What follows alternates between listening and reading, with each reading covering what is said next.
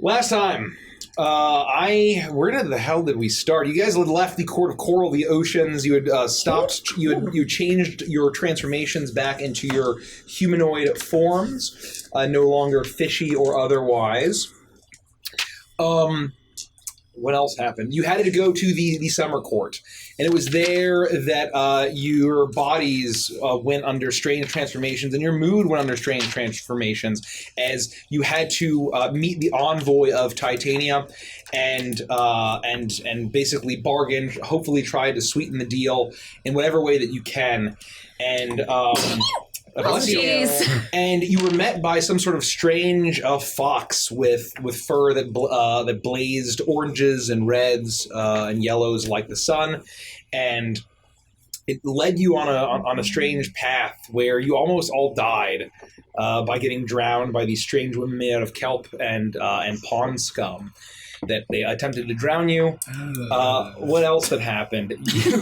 You beat up an elderly drunk satyr and stole his wine, and it cursed you all with singing. Beat up is a little more violent than what I kicked him in the shin. Okay, when you're a goatman, that's like half your body. Equivalent to a level 15, and he was an old bum who probably only had 1 hit point. So Mikey didn't describe it, but you eviscerated him with your foot. I kicked him in the shin. It was a compound fracture. Bone. Vandris doesn't have a very high strength score.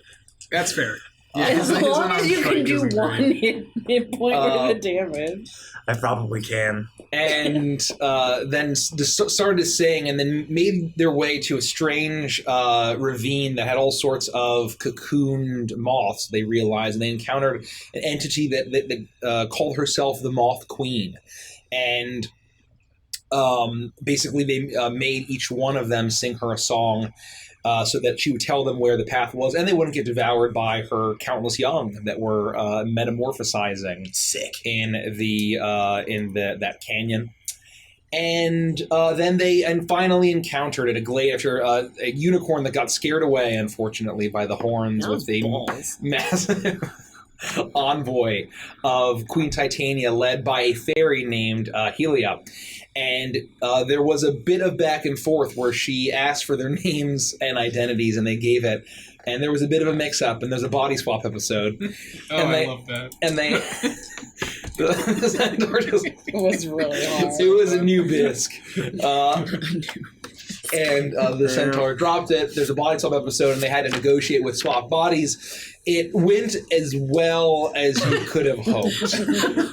Literally could not do it. Yeah, it went as well as you could have hoped, but at the end of the day, Titania, the envoy of Titania, Helia, had agreed that if you pledged to bring the head of, bring the crown back with the head of Varea, blooming crown within it, that then she would meet the Bear King, and everything would be complete.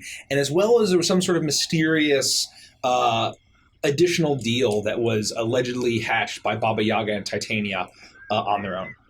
And as the envoy left, they all, the little fox howled, they all settled down to sleep and awoke in Baba Yaga's hut. I'm Ron Burgundy.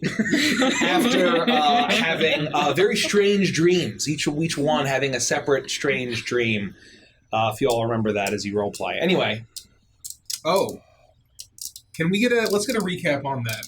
Just real quick. Do you mind? Running through just a high level, just so that we have the context. Of the dreams? To RP.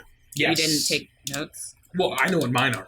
I know what mine was. But I'm just saying what Are you just everybody. testing? Are you just testing? Effectively, Rodek, you took up a blazing, fiery body, and you rallied against an impossible threat marching on your home. You rallied the troops and brought them hope. Vandris had really achieved everything and had just achieved total comfort, and nothing was wrong as his body was the inky void of a dark midnight. And then Annulin had rebuilt Maka and had achieved peace. and had brought in all sorts of peoples from around Karkinos and perhaps beyond to settle the rebuilt city. With her powers of shining white light, her body transformed. And then Sylvie was flying amongst the stars, entirely surrounded by the void of space. And in her hand was a strange three-eyed creature with tentacles. Then suddenly it shifted to a single orange eye, and she devoured it, and then ascended to touch the moon. And in the reflection of the moon, rather than seeing herself, she saw Baba Yaga smiling back at her. And with that, you do not enjoy a long rest because of those dreams. Just me and my 13 hit points. Oh, I know. I guess I didn't get choked out with. Remember a person? What is it? What are they called? Selfies. Oh, I keep wanting to call them kelpies because they're made out of kelp. Are they? That's different. That's a thing. Kelpies are a thing. Kelpies are, yeah. Right, they're different things, right? Well, I don't They're feel like as dumb as I horses, right? thought. They're like kelp horses. Oh, that's Depends. adorable. I don't know. Depends on the lore. In Yeah. Feywild, we found. Yeah, you found a seahorse. We found a water horse. Yeah, a water. A water horse. It was called a. He's like, hey, what's up, guys? I'm a horse made of water. That's a pretty good impression of me. Thank you. I don't take notes, but I'm pretty good at memory for Dungeons and Dragons. Producer Rick, Kim asks, can we get some Baba Yaga merch? I'd buy that. Some I Heart Baba Yaga merch? I think that's a great idea. I'll write that down. So, you've all had these unsettling dreams that at first seemed incredibly pleasant and perfect, but then the true nature is the transformations of your bodies. Each one of you manifested. You are all jolted awake in those same plush beds, all pushed together on one side of Baba Yaga's hut. And you look over and you see that Dobro's actually just fast asleep. He seems to be sleeping very comfortably. I cast Dream, and I know. I'll sit up in my bed. And I'll look around. Is it clear that everyone's awake? Yes. Can we at least get a short rest? Yes, you enjoy a short rest. That doesn't help me at all. And Baba Yaga, if she hadn't done it at the end of the last session, she's now handed you each a cup of warm milk. Oh, she did. Yeah, that's right. And if Dobro was awake last session, he's not. He fell back asleep because I'm a hag of the dungeon master. I don't remember everything. Yawn. That was very restful. I feel fantastic. I had a lovely dream, and I feel completely rested. What kind of dream did you have? It was nice. It was pleasant. I was back home, Gullhaven, and walking around, and people knew who I was, and were waving at me and shouting. And there was a lovely theater, and Amelia was there. She was performing, and then I had a box to myself, and I was able to enjoy the show like I'd done so many times before, and things were just nice. What did you look like? Well, Were you? I was me. I suppose I was, well, not as distinct as I am now. I was a little, off, but nothing unusual for a dream. Well, I think I know what you mean, because I had a similar dream. It was nice. It was good things. It was hopeful, but I was a fiery red sun. And maybe it's all metaphor, but I'm starting to get nervous. That sounds great. A bread sun? Entire sun made of bread? Oh, I'm hungry. I was dreaming too. Kind of like what you said, but I was all white. Wasn't that bad though, I guess. I ate a gross fish, and when I looked into the moon, I was Baba Yaga. So, basically just the dreams I have every day. In the stars. Is Baba Yaga in the room? Yeah, she's off shuffling around, and she's grabbing some things off the shelf and rearranging things. She seems to be just ignoring you. Do you think it's because we're here in a hut? Well, at the very least, I mean, we're working for her. We have been dealing with this a lot lately, and she does keep calling us, her special names for us. It's not surprising we dream about it. Yeah, but do you think that she gave us the dreams like she made us have them? Wouldn't surprise me. She's been trying to tell us things through dreams for a very, very long time now. Perhaps she's trying to convince us to follow the path and be her riders. And I'm saying this under my breath, so she can't necessarily hear, although she probably can anyway. And that's our reward for going along with what she wants us to do. What is it? I get to look like her when I'm older? Maybe just be as powerful as she is. That would be pretty terrifying. But good luck with that power. I also have another pony because I lost my last one. I don't think he's lost, is he? He better not be lost. Well, I haven't been able to find him, and I've been looking every morning. No, he's with the yak folk. No, he is. He's with Rambi. It's fine. I'm sure the animals are safe. Well, I'm gonna need a second one, though, with all that power. Well, yeah, I think that's more than fair. All right. We'll find you one, I'm sure. Well, I don't know about you, Rodek, but I, for one, need no convincing. I'm in on this. I mean, Baba Yaga has been nothing but kind to us, has gotten us out of many troubles, has brought Sylvie back to us. And now she has fed you. Oh, And she walks over with little breakfast and bed trays all lined up on her arms, and she places them at each of you, and there's a single plate, a little carved out place to put the wooden cup, and you see that on this almost each one is a bent tin plate, is a glistening hunk of meat. It seems to be circular with bones coming out of either end, and it seems to be roasted, and it's glistening and sizzling. Oh, I'm sorry. I wasn't trying to talk about you behind your back. I didn't mean to be rude. This looks delicious. Thank you. You're welcome. You need to eat to be strong. Say no more, and I begin to eat. I lunge for the meat. The first time we've had fresh cooked meat in how long? It feels like weeks. I just devour it. This is fantastic. Oh. And she just nods and turns away. When she turns away, I'll discreetly kind of offer my plate to Rodek. I eat everything. Are you going to finish that? Yeah. Oh. Are you sure? I don't finish it, but I keep watch over. Yeah, I'm kind of side down here. Finally, I push it towards him. Oh, thank Yep, you. I'm done. Wouldn't want it to go to waste. She was so generous for providing this. Oh. Is it delicious?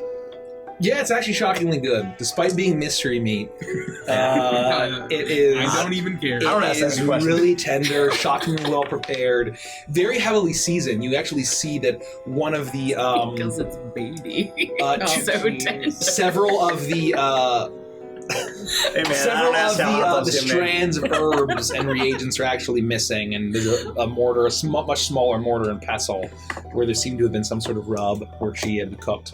Just really well prepared spam.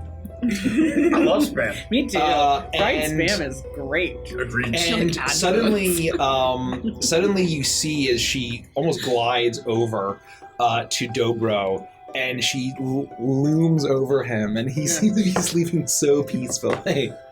And then she goes in and smacks him 3 quick times, and then Dobro's I was having such and he pulls the covers over his head. He's gonna need therapy after all this. Am I still dreaming? Oh god! I don't think so, Dobro. And he continues to wait, and Baba Yaga, her incredibly long nose, almost grazing his beard, looms in and says, "It is time for you to go. We are at Bearheim." And with that, the door flings open. And you can see and it's evening in Bearheim now. And you see that there is a large moon that shines down, and the pine and birch trees go out as far as you can see with that break that leads to the Valley of Meadows with the tall peaks. And Dobro waits for a moment, and he says, "Is she still there?" Yes, but she was your ride. She got you here safely. Oh. And he peeks up. You're gonna have nightmares anymore. Okay. You're cured. I did have pleasant dreams. Wait a minute. Was that you? It was your actions in the depths, but with my guidance, so be grateful. And she shuffles off, and as she turns her head and says, Tell your master that everything has been arranged. And that I will grant his private request. and she hobbles off. And Dobro finally sits up and he pulls the covers down. Well, I don't know what that means, but I probably know better than to ask. Well, he shuffles and he gets up, and he stands. He stands and he like looks around and he presses his face. Okay, I think I'm really awake and this is reality. It's time for you to go. Thank goodness. I know I live here now, but that was a little wacky for me. I can't believe you guys got me to sing the Bearheim Bear song. That was really good. I don't sing. Don't tell anybody about that. To be fair, I don't think we made you sing. I think it was that guy's wine. Well, but wine affects everybody a little differently. Yeah, that guy's probably dead now. So. He's not dead. I kicked him in the laughing shin. now. That's Drunk. You know how slowly you bleed out from a shin wound? He's not. It's awful. He's not dead. I think There's it was a no way. compound fracture. There's absolutely. I am not that strong. I'm an elf. That's right. If I had kicked him, he would have just been eviscerated on the spot. Oh, thank God you didn't. He's lucky. He's lucky that I didn't kick him. Man, he's lucky that a little skinny elf did. Wow, gosh. Good luck. Listen, Good luck, Seder. Listen, I just want to say, we've been apart for a very long time, and Yes. I remember you being a lot braver than you were now. I know you've been through a lot. Your showing through all of this has been less than impressive. Is all I'm gonna say. So keep your chin up. I hope things are okay for you in Bearheim. Maybe stay in Bearheim. I hope things don't get too rough for you. If you ever want to meet up in Beaver Creek, we'll make something happen. But hey, just remember who you're talking to. All right? What a dick.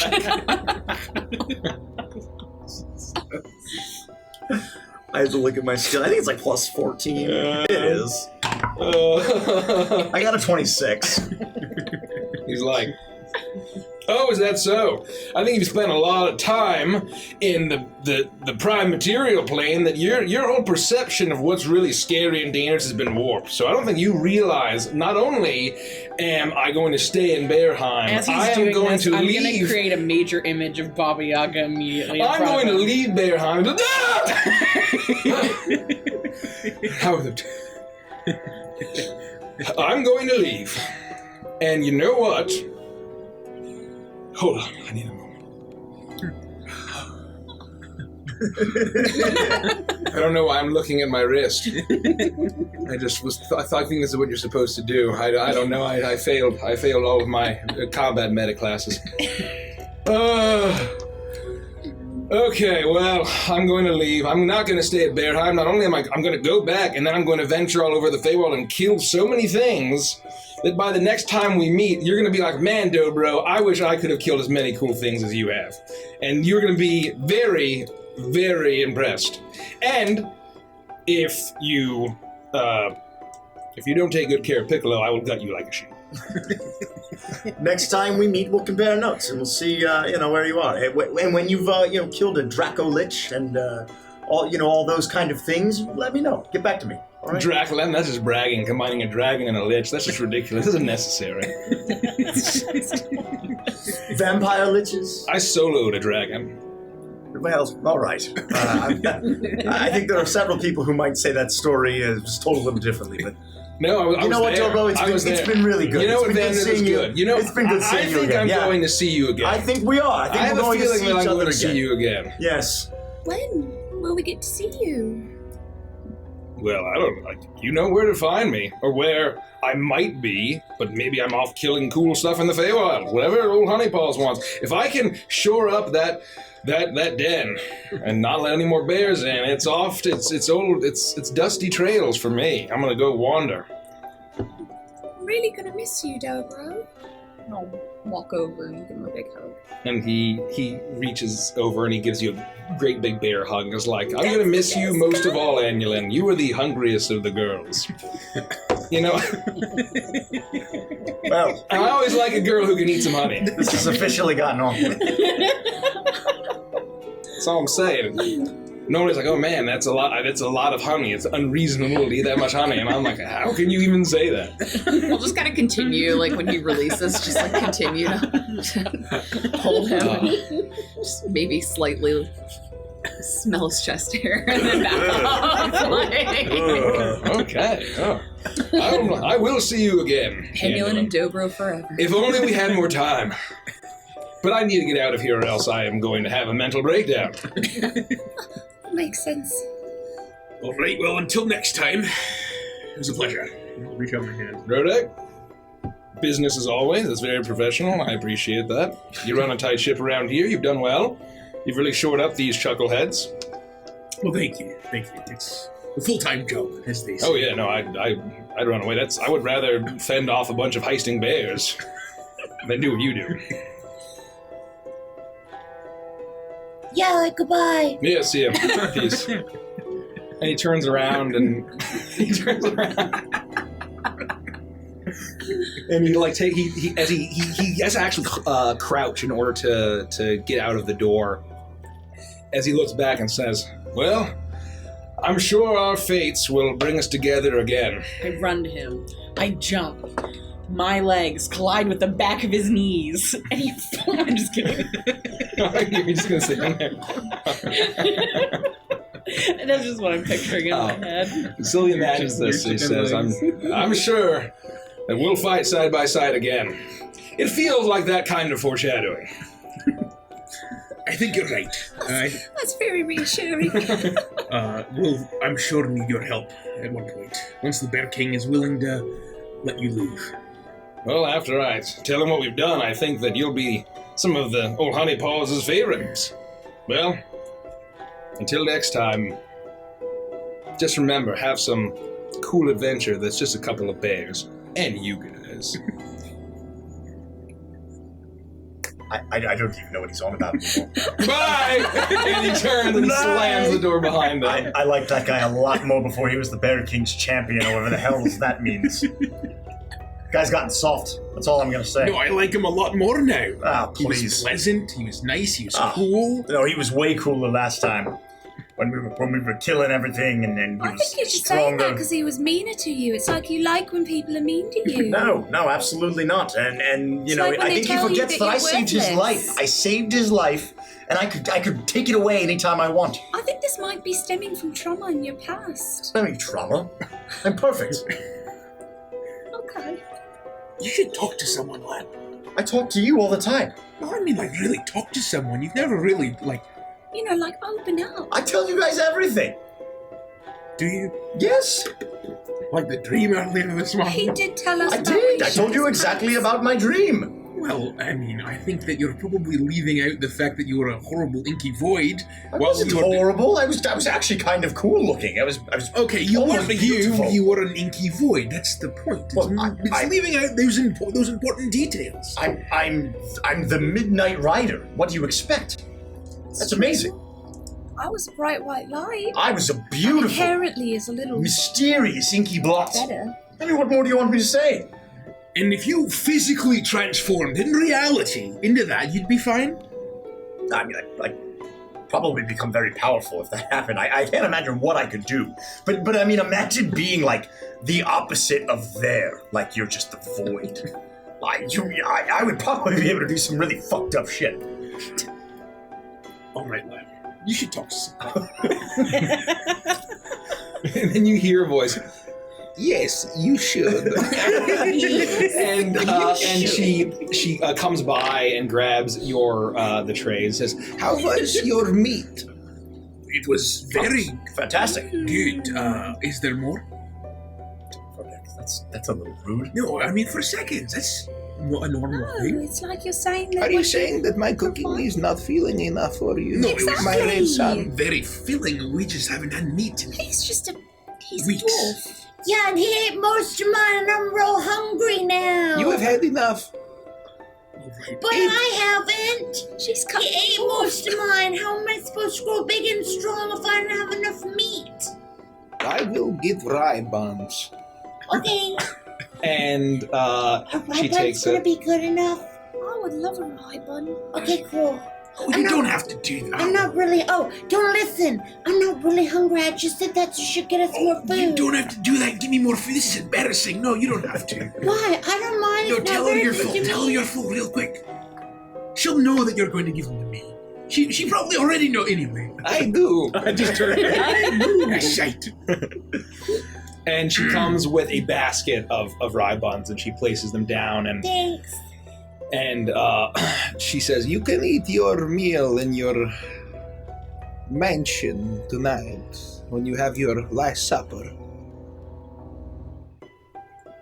Are we? Are we gonna Sorry, die? or what? That was ominous even for you. What do you mean? Your last supper before you face Giladrin. Oh, well, Oh, the rest of that sentence was really important. yeah, it's not the last time we're ever going to eat. I mean, It's more.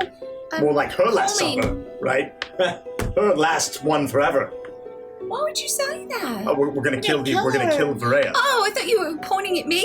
Oh no, Annulin. Well, I mean, based on You the fight. pointed right at me. No, but to I'm be just- fair, I think you should listen to what he's about to say, because I'm clairvoyant, so I know, and it's very true. I mean, I was gonna say, I think you'll survive, but looking back at the Orpheus fight, you were almost atomized, and then looking back when we fought, up in the Svog mountain range, you were almost, burst into flames. I'm pretty sure that Alphonse was very close to ripping your head off. That time the rats came out of the wall and almost ate your Oh, the whole- rats were feasting on your flesh. It was disgusting. The frog ate me. The time the frog almost ate you, the time that the Dracolich almost ate you, the time that Arlon just recently almost ate you. Well, he didn't really, he almost crushed you, No, but but- he probably would have then eaten you. And those are the ones we remember. The point is, you're due for a real win. So you're definitely not gonna die against Varea. I won't let that happen. I promise. Okay. Yeah, he's gonna stop it like he did all the other times. There will be plenty more meals for you to eat. The Ifrita also pierced your heart. Oh, that's what it was. That makes Ah. full 10 that we can count. That's what it was. I thought it was fire. That was Orpheus. Weird. Weird how that happens. Yikes. You've been through. You think I need to talk to someone? Jesus. I mean, he's not real. Good gods. She needs to talk to someone. How many times have you died? Like, died for real. That's horrifying. That's my worst fear. Good gods. I have experienced it. just once. Yeah. Now all of us have experienced it except you. Well, And we're all here, Yeah. alive somehow. Not today, not tomorrow, not ever. Not until the ripe old age of 1673. That's how long elves live. That's very specific. I didn't know that. Well, And then I mean that's how long I intend to live. How do Why you know that that's when 73? you're gonna live too? I just have a feeling. Did it come to you in a dream? No. Then it's not true. But, all right, that's fair. Maybe someday I'll have a dream. Tonight, maybe. But you can take that to the Gullhaven Bank. And do what? Deposit it, because it's as good as gold. What's a deposit? It's like you store your money. I know it's not something we're used to, but we have a lot of excess money. You take all that excess money, you store it in the Gullhaven Bank. They keep it safe for you. Like all the money that we used to have that I dumped out back there a couple days ago? Because the bag got too heavy? I certainly hope that that's not true. Yeah, there was a weird little thing over in the corner. Wasn't it a bag of holding? Wait, what thing? In the corner. What? You didn't really do that, did you? A couple of days ago, we were still in the Feywild. There was like a weird thing in the corner, and he like waved to me, and I went over there, and he opened up his stuff, and he's taking me all these watches. Oh, Sylvie, I'm so sorry that happened to you. I am so confused. Vandress, I'm very confused. Watches? So he flashed you and then took all your money? No, I gave it to him. So you paid for him to flash you? So by dumping, you mean just gave it away? I have to be honest, this is something I expect from Anulin, not from you, Sylvie. I would never do that. You absolutely would give a flasher all of our money. Maybe if he didn't go away when I said, please go away, sir. But anyway, the bag was getting so heavy, I was just like, well, I'll dump it here, and so I did. So is it kind of like that? I really hope you're kidding me. She's probably kidding. Anyway, can you tell us when we'll be back to fight her? We are on the way to the working draw now. You will use the same crossing you came through. It will take you to the Oak of Midsummer. You must find the way to get to the chamber and kill her.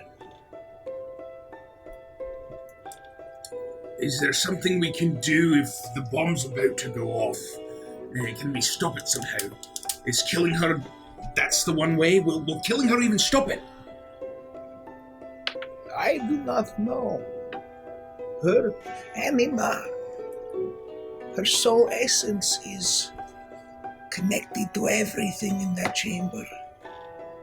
Channeling that vile heart, the hammer, the portal, the bomb. You must kill her, or the continent, more planes, devoured in mold. All right, well, We're not gonna have any problem killing her. I just want to be very clear that consider that part done. We just gotta get in there. If we can figure out how to get in there, she's as good as dead. I think you're right. We've defeated a lot in our time together, but doing it anywhere near that heart, I can't even fathom. I hope these blessings work. Or boons, what do you call them? Think either works. The mocks. Above. It is time for you to rest. Come, my bosom friends. Oh no, I accidentally clipped my And buff off. Immediately, those three pairs of disembodied hands come out and start pulling you out of the bed and start tidying up, and they start scampering all over you and start gathering all of your things and pushing the beds away, and these strange compartments open up and they slide into the floor, or some slide into the wall.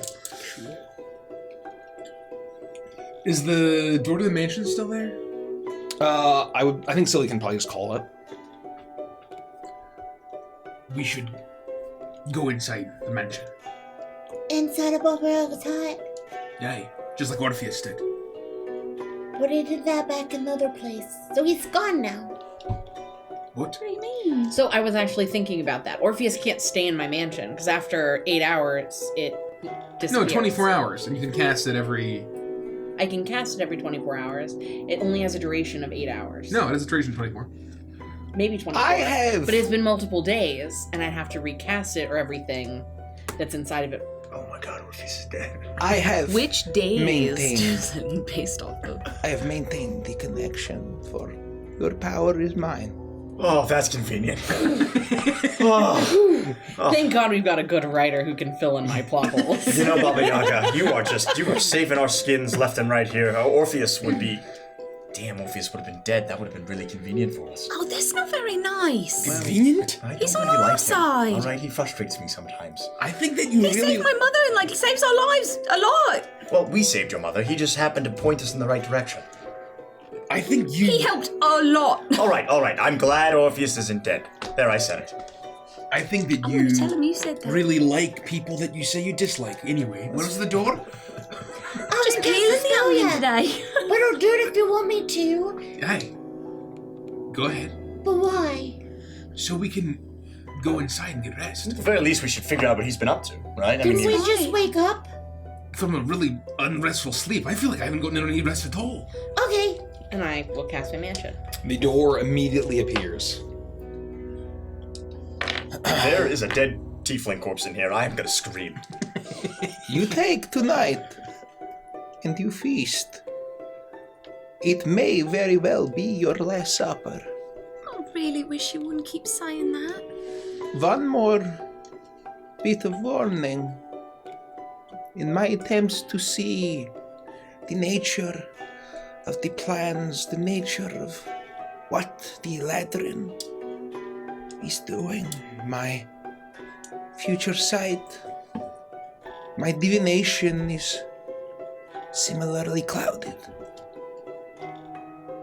by whatever is making its dark machinations beneath the world. That makes me remember something. If this masked figure interferes somehow, do we have a chance?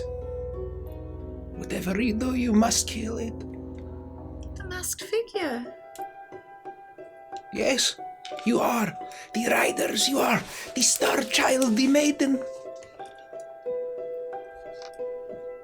All right. If we are to save this world, your world, the masked figure must die. Aye. Whatever it is. Understood. You all leave the hut behind, realizing that it's an unsettling place to sleep, especially for a day that is so important coming up. And you close the door behind you, and that strange presence that surrounded you, even when Baba Yaga wasn't there, is gone. And you are now in your mansion as I change the music. Gosh, Kind of normal. It's eerily quiet. I forget what music I used. Do you think Mooch died while I was gone? I hope not. sure not. Mooch! Mooch! Mooch! Mooch! Oh no. Oh, Sylvia, I'm so sorry. Oh no. Mooch is gone. What is happening? He's dead. Oh, they're invisible. Maybe we just can't see it. No, he always comes. He might be here. Mooch! I mean, like, waving my arms around. Doesn't he have like, to hoping come to when see you if I call hit an him? invisible Yeah. servant. Mooch arrives. Oh, Mooch! We were so worried you were dead. Oh, Ooh, we don't need anything. Go away. just checking. Oh, there we go. There's the lounge music that I require. Orpheus, are you here? We're interested to hear about your important work. You call out and you hear a very tired voice respond. Oh, you guys are finally back. And you're alive. That's good. So what have you been doing? Down the hall, you see in the dining room, you see Orpheus. He looks very tired and disheveled. His clothes are unkempt. His hair is an absolute mess, and he's sitting with several empty cups of coffee. As he takes one massive gulp and slams down his mug. Well, I figured it out. Figured out what? I figured out how we're going to take care of the bomb. Oh my gosh. That's good news. How? What did you figure out? It's going to take me a minute, so we'll have to kill her first. But then, you only need 1 literal minute. if everything doesn't go wrong, I'm going to need to set up for a minute, and then I don't know. I'm going to need some time to set up, and then time to cast the spell. Okay. Well, I mean, we can get you time. And she has to be dead for you to do it? From what I saw, yes. Oh, That's also not a problem. okay. Maybe it is, you don't know. I do know. We're not going to struggle. We're going to kill her. We're going to kill her, Orpheus. We're going to kill her. You have my word. mean, now that you have me with you, Look, see? Look, perfect. it's going to be no problem. So, what happens? What do you set up? What do you have to do? Is that it? We just have to kill her? Just kill her and I'll handle the rest. Don't you worry. I feel like this is kind of a big thing, you know, that we should talk it out more than just, like, trust you. I'm with Anulin on this one. I'd like a little bit more information. Have you even slept down here? Maybe you're just, like, had a crazy doctor moment. Or what if you die and then Oh, yeah, and then we have to do... Can we do it? because you died with your knowledge? Keep me alive. Oh, gosh. I'm VIP now. You I understand? feel like this is a plot. We never really promised any of that. We just told Baba Yaga we'd kill Varea. Alright, so we kill her, we can do that. Mhm. Yes. And then you'll show up and you'll do your thing and it'll be fine. And you'll save the world. I'm going to be there killing her too. Makes things a little bit more risky. Are you sure? Absolutely, sir. If you're going to be fighting, you do have a responsibility to keep yourself alive. Can't be doing anything crazy. Can I tell if he's like actually confident or if he's just like putting on?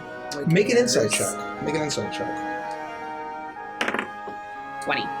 20. There seems to be a little bit, a mixture of both. Okay. A little mixture of both. Wait, no. You can't be in the room with her. That's right. You don't have what we have. She's are you going to talking be near the heart. Oh, that's a great point. I didn't even think about that. No, you physically can't be in the room until she's dead, I guess. Even then, how are you... We Your don't know brain what's will gonna liquefy happen. and shoot out of your nose. There's a heart hanging in the room. It's colossal. It's horrifying. We went through pains to collect sort of a blessing that'll protect us.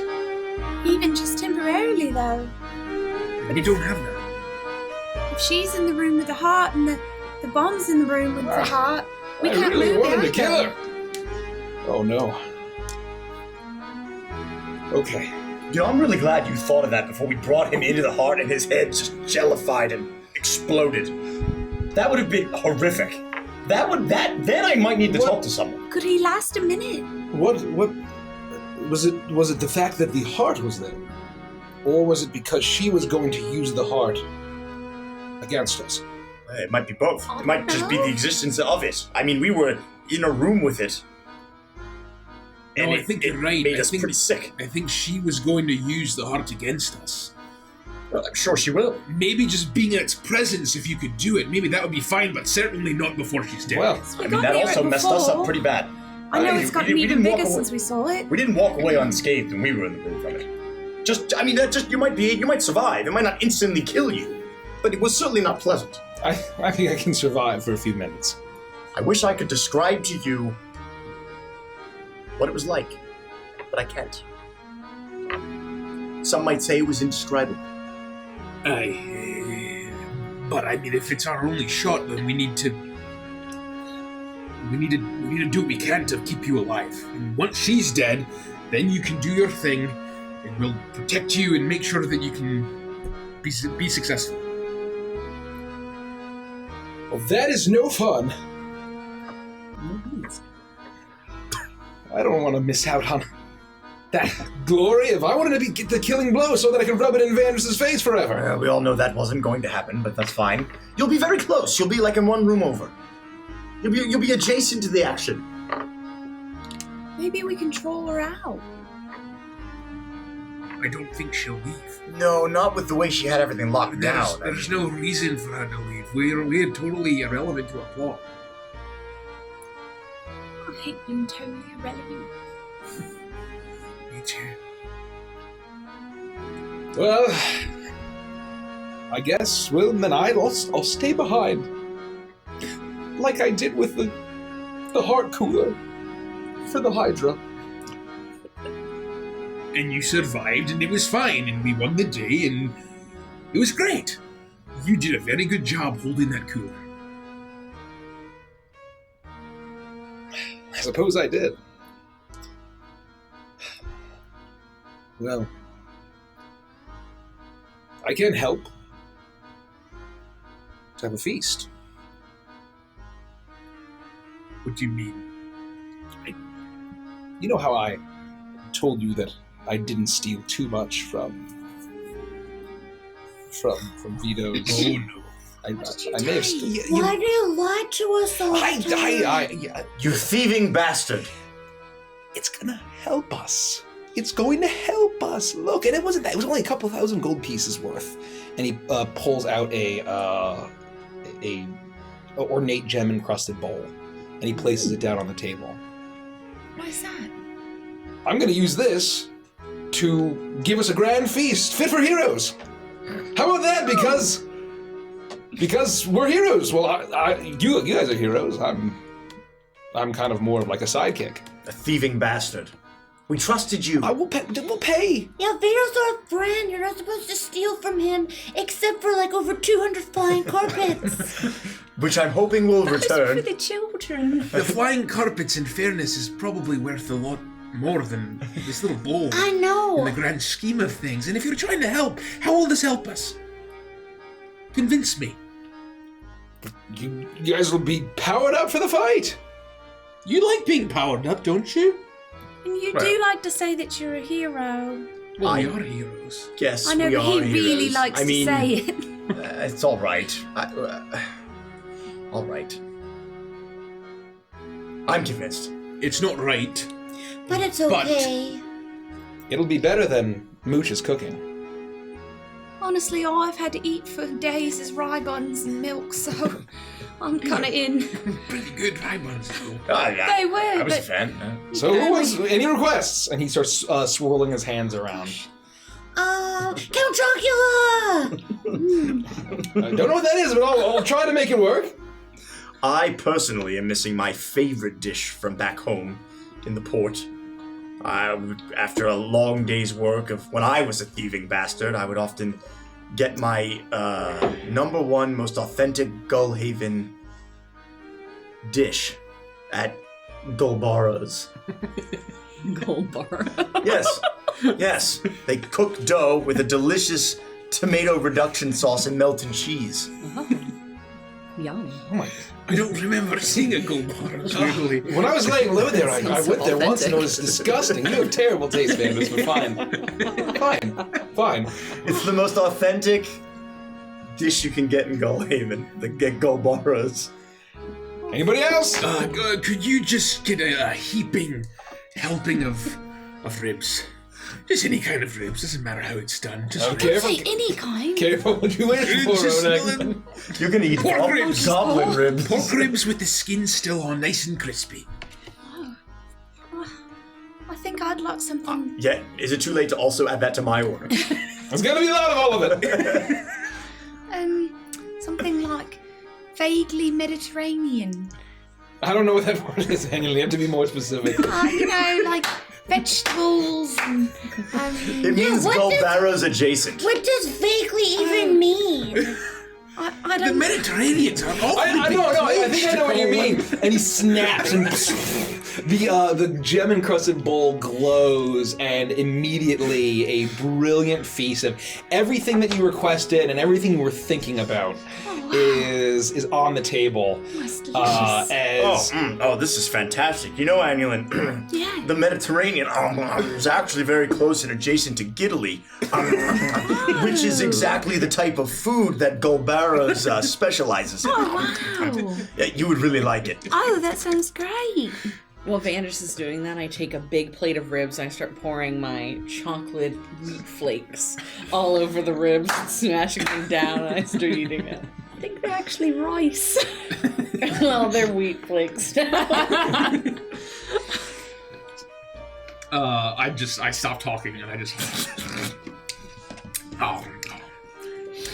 And do I feel like it's magical? Like it's imbuing me with Yes, anything? as you eat, you feel like it is glowing with this arcane magic, and as you eat, you feel that you are it's washing over you with a great boon. This feast is delicious. It's exactly what I wanted. Is there? And I'll take some ale and down it. Roll up my beer. Is there any kind of duration? Do we need to will it fall off? Is this permanent? You're good for a day. That's all you'll need. All you'll need.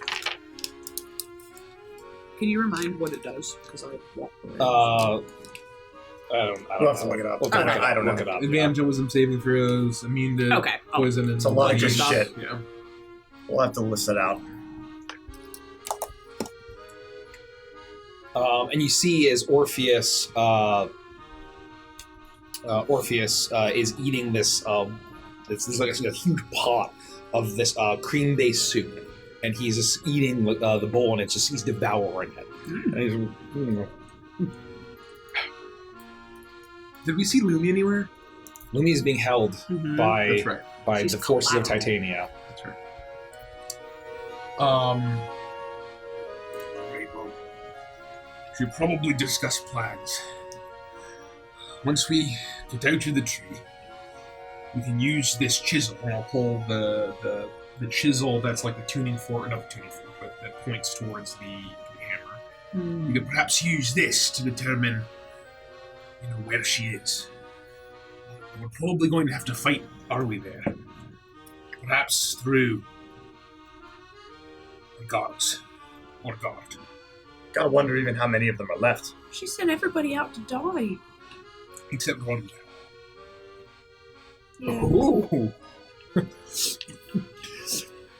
It's not funny. No, Not funny. sorry. No laughing. I'm at sorry. her. I'm sorry. I'm sorry. So I think if we do encounter him, we can subdue him. We don't have to kill him. He knew that things were going wrong. As soon as we show up, he'll join our side. I know it. I hope so. I do. Can his mind handle? I mean, he certainly... I can't fathom that he's in the room with that heart. There's no way. He can't be.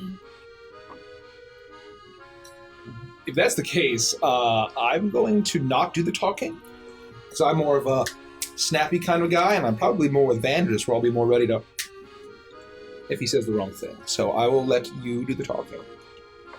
How does that sound? We'll do what we can to make sure that he's safe.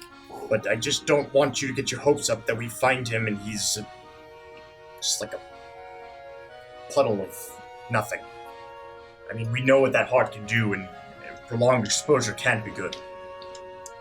Just don't get your hopes up, is what I'm saying. We'll do everything in our power to save him. Alright. And I think that you talked to him well, and that he knows that he has a choice, right? And hopefully he's seen what they're capable of, and he's not willing to stay with them, provided they're torturing him, whatever they're doing. As long as he has free will, I believe you. I think that he would join us. I think that he would be eager to see us, and he's probably realized that he's made some poor choices.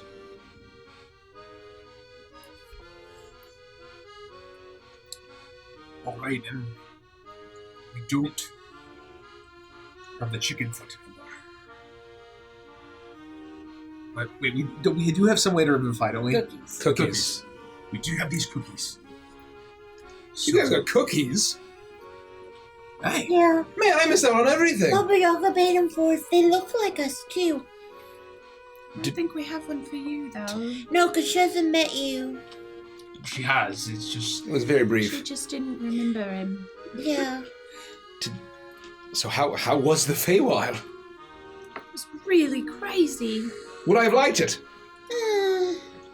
Some parts of it probably, other parts of it no. You promised to major image it. Oh, yeah. Sure. Cast Major Image, and I'll like play it out, and I'll narrate over it. And you see as he watches with just these wide eyes of almost like childlike glee as he's just shoveling the soup into his mouth, and he's so excited. He's laughing, and you see that he's gasping, and he's watching it like a child would be watching a movie. And once you finish, he stops for a moment. He puts the spoon down. He says, "I really made the bad decision, didn't I? Staying here Yeah, you could have sang songs with With us Mooch. for a long time. with Mooch." And It was My sort of work. chaos incarnate. I Yeah. feel like you really would have gotten in trouble there pretty quick. Maybe it's best to I stay know, here. right? It was beautiful. I mean, even I got in Oh. trouble there, and I never get in trouble.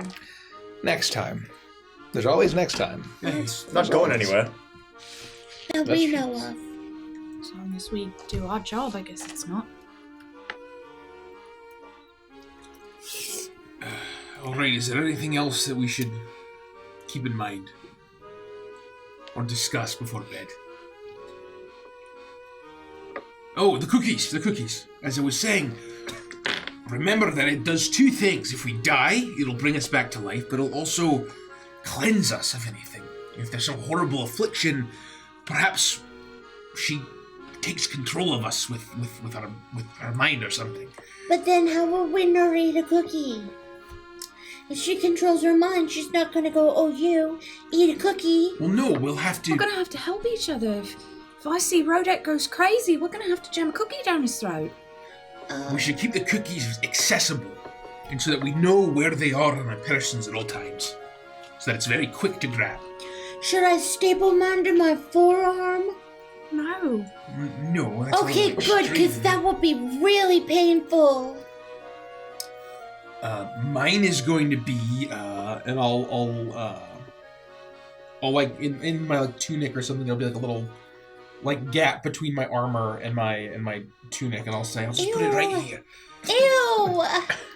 I won't touch that cookie. No, what if I put it in my hood? Roderick, that is Ew. disgusting. That is Wait, probably wait. a sweaty, hairy cookie now. Don't you have like a pouch or Yeah, something? just put a pouch under, like there's one. Oh, there might not be right time there. to unlatch the pouch. But there's gonna be time to climb up you. I'm shorter, you know.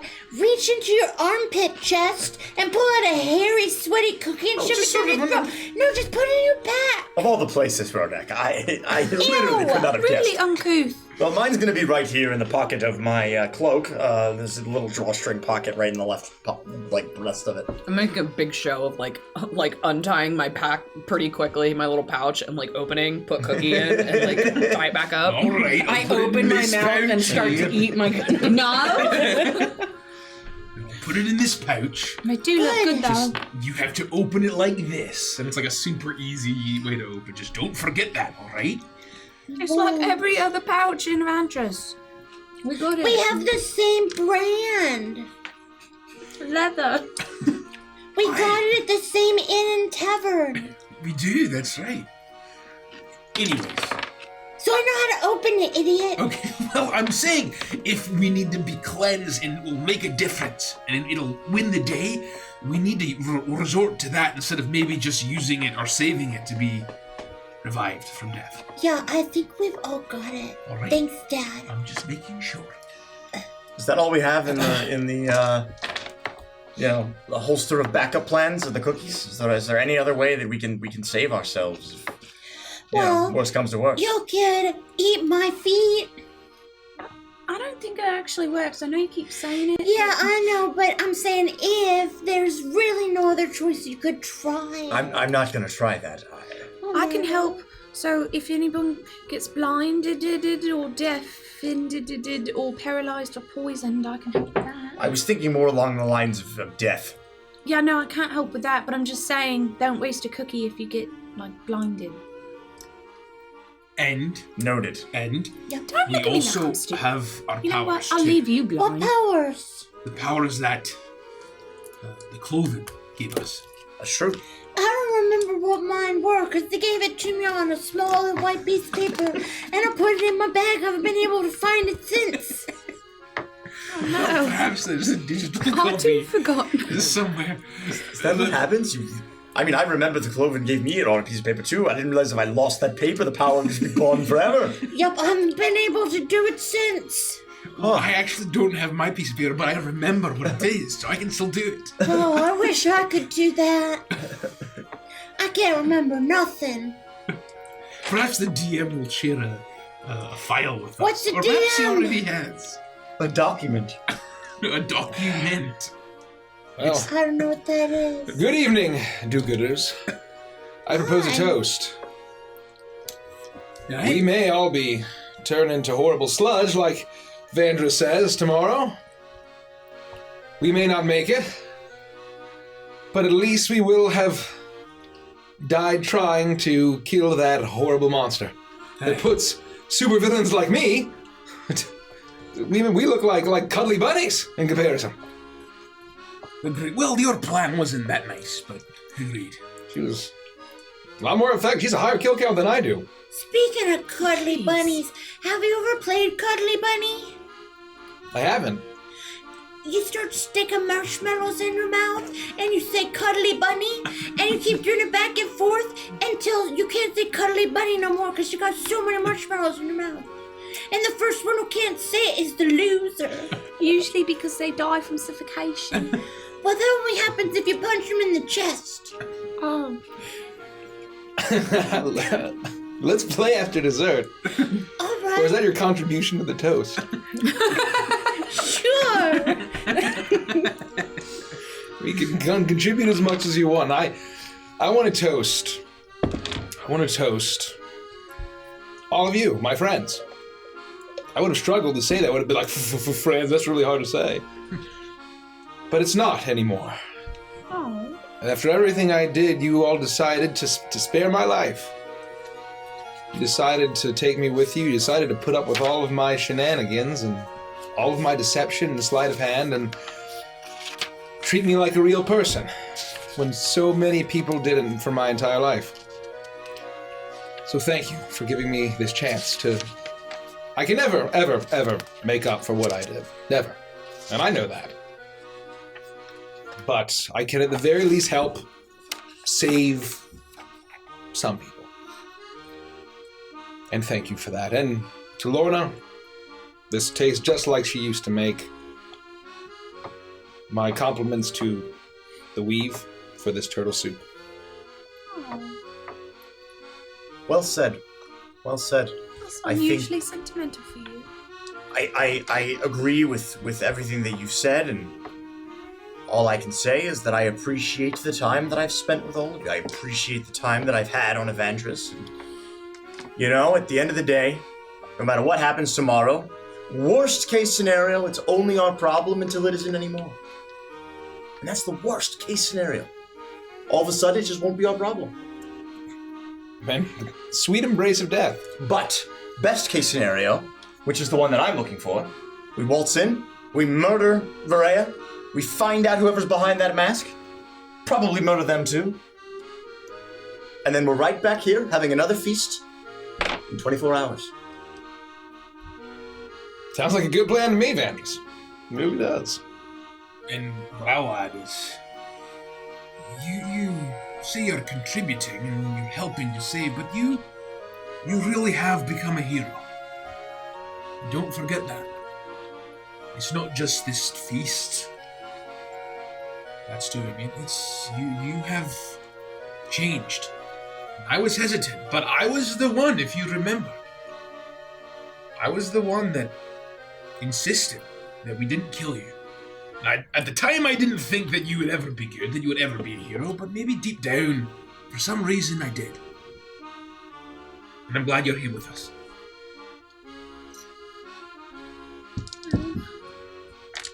I won't toot my own horn as much as Rodek just did, but I'm glad you're here with us too. And I think you really are a good person. I thank you for the feast. It's really good, and I think with your help and us helping each other, we're going to be just fine. We might not get the perfect outcome, but we'll do our best. That's what we always do.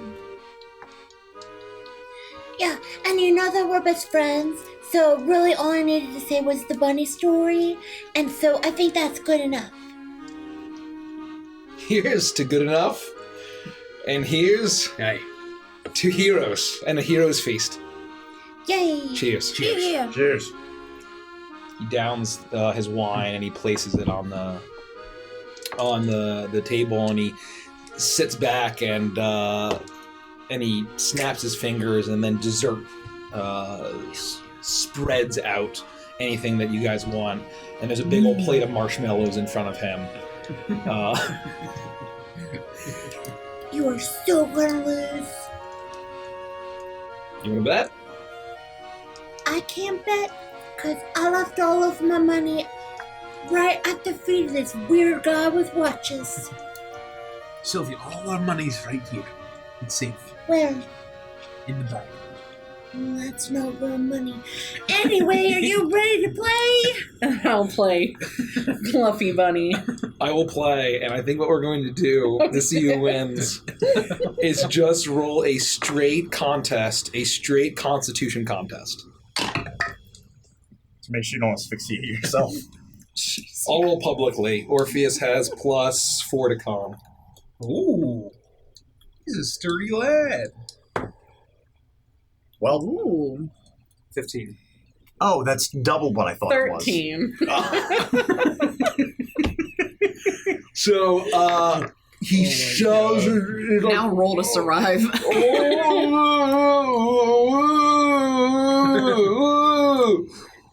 Put the one in my mouth.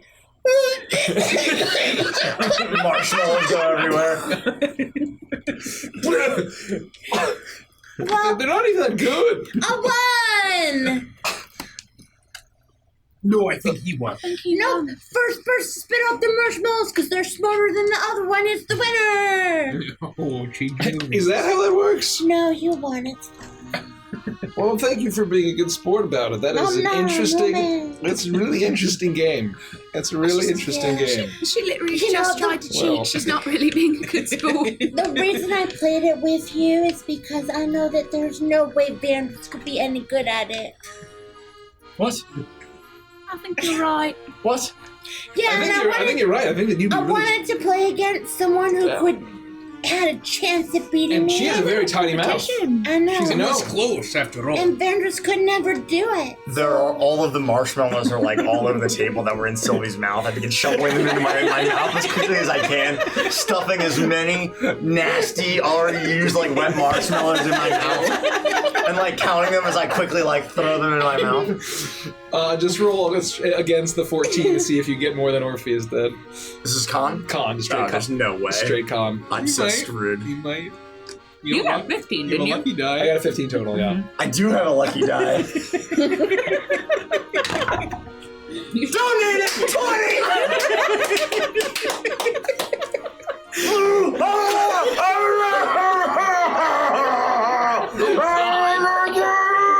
Horrifying. Truly horrifying. Orpheus actually, like, it genuinely lets out a laugh.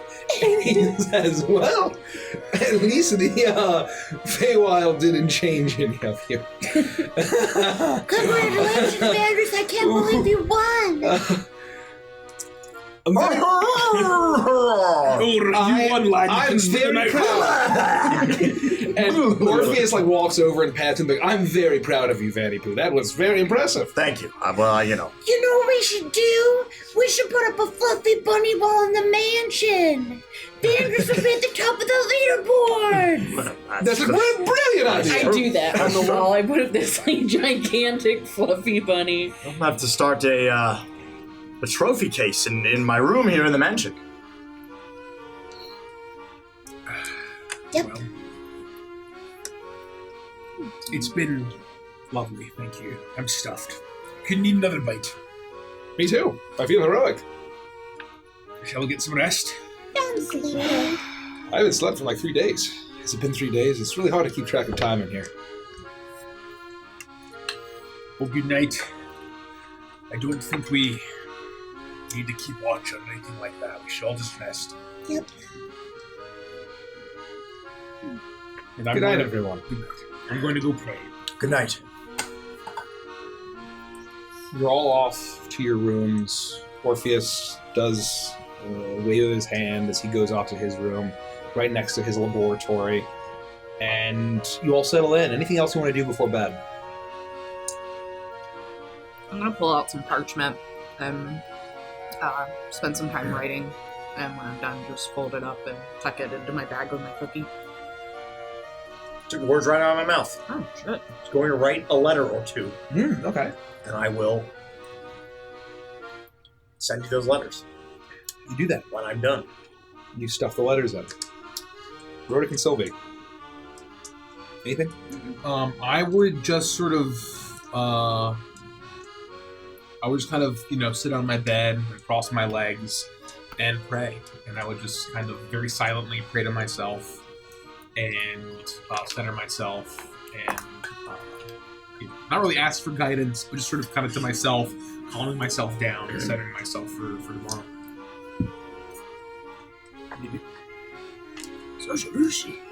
You hear a courtesy chime that Moosh wakes you up to, and it's very pleasant, and it's a jaunty tune, and you all enjoy a long rest.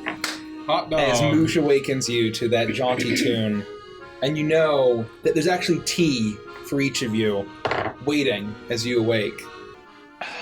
You all enjoy a long rest, and you make your way down to the... You still feel that heroic boon from the night before for your hero's feast. And you all gather around the dining room table, and breakfast is already laid out. Lots of sizzling sausage and eggs and plenty of pastries and the like. And Orpheus arrives, and he's got his adventuring bag with him. And he looks very rejuvenated, and he's actually smiling, and there's a lightness to him as he strides across the room, and his tail flicking back and forth. There's a lightness to him that you haven't seen in a while. Morning, friends. Mooch, I'll have your fine coffee. And he takes the cup and he drinks it. It's not even actually a shred of irony. It's not even mocking. And he says, "Oh, man, I've really grown to love this." And he puts it down, and he looks at everyone and says, "So are we ready to kill this woman?" I'll join you, and I'll sit down and I'll grab a cup of coffee as well. I Great. feel, if ever I was in that feast, it feels good. Agreed. I'm still full. How are you feeling, Sylvie? Well, Sylvie? I feel like I probably could have slept for another 2 hours or so, but I'm alright. But you're feeling well rested. Yeah, I mean, I set my alarms way too early, and then once they went off, I kept hitting snooze, and I did that for about 2 hours, so I didn't really get much rest at the beginning of my day. I think that involves you just like when Mooch tries to wake you up, hitting him in the head, going snooze. Over and over and over, snooze. That's what I do. And I should probably prepare my spells. So, alright. I'll finish the coffee. Are we ready to go? Yes. I know there's nothing left. We just need to figure out how to get in there. Lead the way. We should probably roll for our extra health. Oh yeah. Oh, yeah. 2d10, I think? Yeah, can we... 2d10. I feel like I could dance. Like, we each roll individually, or we roll as, like, the guy who created the feast rolls? I don't know. Its hit point You maximum roll increases individually, by I believe. 2d10. Yeah, you roll in. Oh, boy. Oh, actually, no. The guy who creates the feast does it. Actually, I just remember I did that for Sarnax. And I You're rolled- good. Yeah, it's not Guys. individual, right? Ooh, bingo, bango, an 8 and a 9. That is. Well, that's 17. 17. Let's fucking go. 17. That stacks with my heart, right? With the It's- not with the, yes. with the pendant that I have, right? Okay. Yes. So it's not temp hit points, it's actually like max Yes. Yes. It's Max a max max HP HP. modifier. So 17. 20 plus 19 or 17 is 37. Rodok, I'm feeling like we need to limber up and do some morning dancing. Oh, you're right. Before we go, and I'll pull out this huge crystal coconut. Are you ready to dance? And I'll drop it down. All right. Play some music for us on the flute.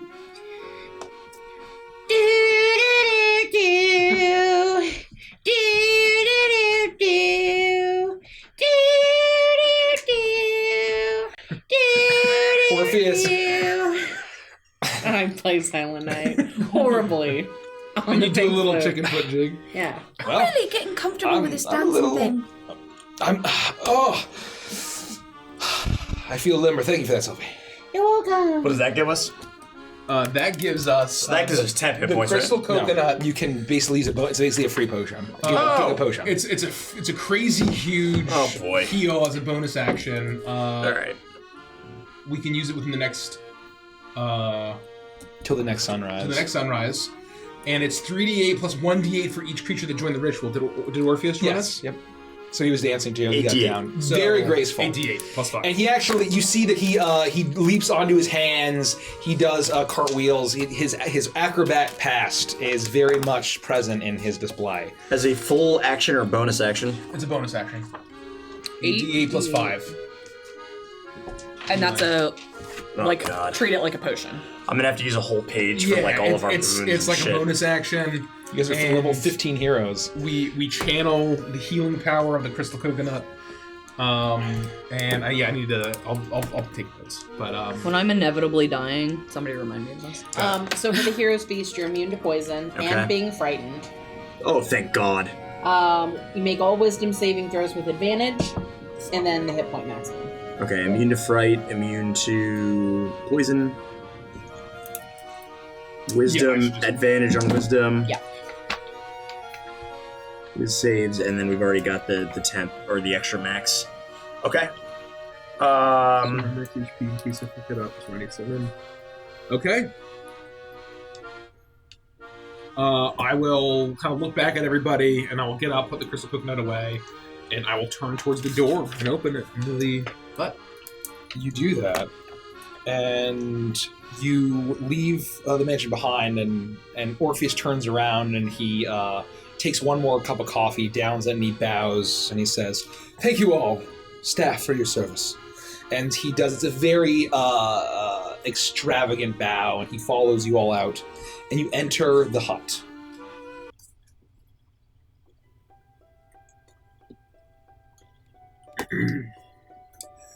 All right. You see as Baba Yaga is just, as soon as you open the door, Rich, you just see Baba Yaga standing like several feet in front of you, her long nose almost poking you as you exit, and she's sitting there waiting. Oh, hello. Good morning. Good morning. How did you sleep? The question is how you slept. I think we slept great. I feel fantastic. Very well, We thank you. needed that. I know we face a dire situation, but I feel hope. Me too. 7 your desires. And you see she reaches forward, and in both hands you see she's actually holding something. And it looks like a foxtail with a knotted leather end. And you see as she hands it to you, it's not a full bushy foxtail, but a miniature version. And you realize the colors are shimmering and shifting like the colors of the sun. Oh, no. As she hands it forward and says, This is part of the arrangement that I made with the Summer Queen. Her hatred of Varea is strong, and this will help you kill her. Is this freshly removed? It is not. Do you fear for the fox that led you? I do, yeah. He was a full fox. Hey, Do not worry. He is safe and far more powerful than you realize, my children. He is home with his wife. Oh, he's got a wife. And So nice. she says, Take it. Eat. oh brother. What do we do with it? This will immediately interrupt any one of the Thorn Mother's spells, uses of her power, and incinerate all plant life in a very large radius.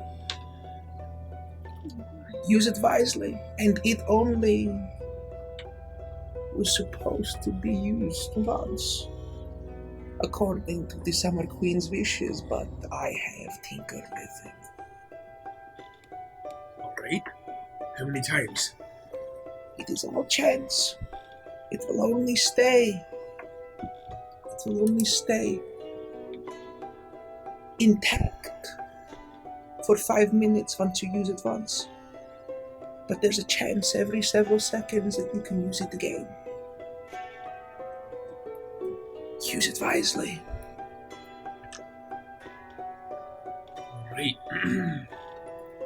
Do you get a sense of mechanically how that yeah, might you work? get the sense basically if you use if you channel, you basically pull it out and use the command word, and it will immediately, effectively, automatic counterspell of against the Thorn Mother, or an ability as well. So it doesn't have to even be a spell. So an ability or counterspell, or any spell, and then it immediately incinerates all plant life, plant type creatures Well, in this isn't a bad sign. a large radius. Hell of a fight on our hands. Oh dear. Alright, well, who should hold it? Perhaps me? Yep, okay. I'm alright with that. I'm He's the heartiest. No offense or anything. none take. You seem to have an intuition for when to do these I things. mean, I wouldn't say you're the hardest. You don't cry nearly as much as me. Not like heartiest is like emotional and of the heart. I Of mean, course, that's what it means. You need hardy, right? well, hardy, I suppose, but Who's Hardy? Why are we talking about him right now? I think heartiest is a word with two. well, no. I mean, but it sounds the same. Yeah. What? Whatever, let's just keep going. So what are we doing? We are going to. Are we here? Yes, we are in the Merkendraw. And you. And Orpheus, she points at Orpheus, and Orpheus steps back, and he's like, "It's been a long time, Miss Yaga. You're looking incredibly fetching this morning." She immediately takes a cane from the side of the room and smacks him on the head. Oh, Flattery will get you nowhere.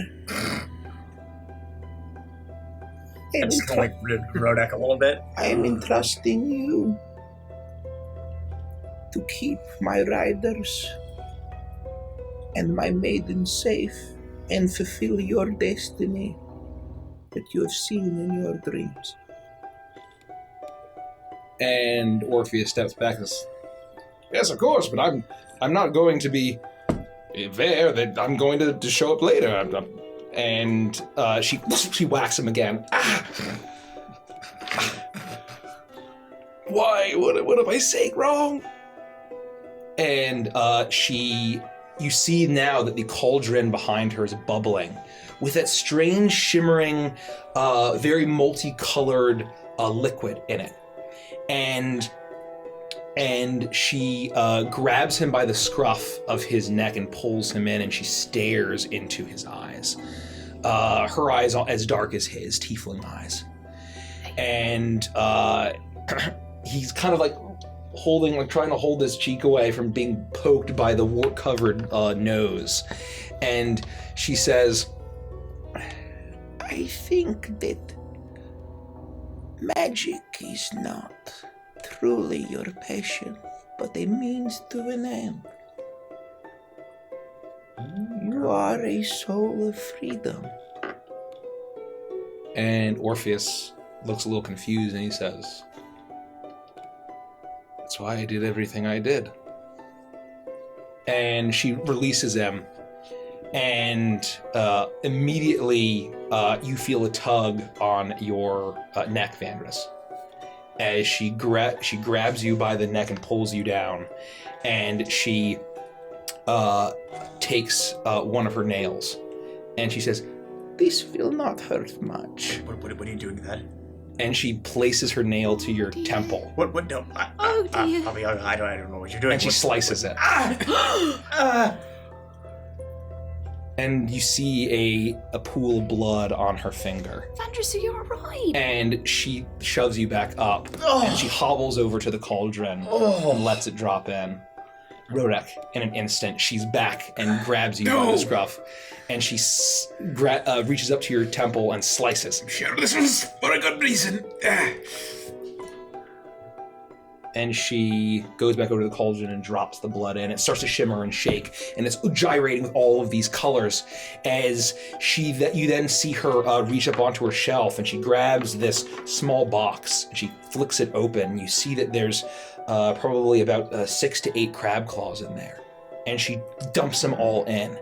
And immediately it bursts with this bright teal color and shimmers and shakes. And you see as it settles down, and there's a bubbling teal concoction in the cauldron. And you see as the shimmering teal liquid starts to reduce and reduces, it bubbles and boils, and you see as one of the bosom friends, the sets of disembodied hand, reaches out and hands Baba Yaga a cup, and she swipes this shimmering teal liquid and shoves it in Orpheus's hand. She says, "Drink." Okay.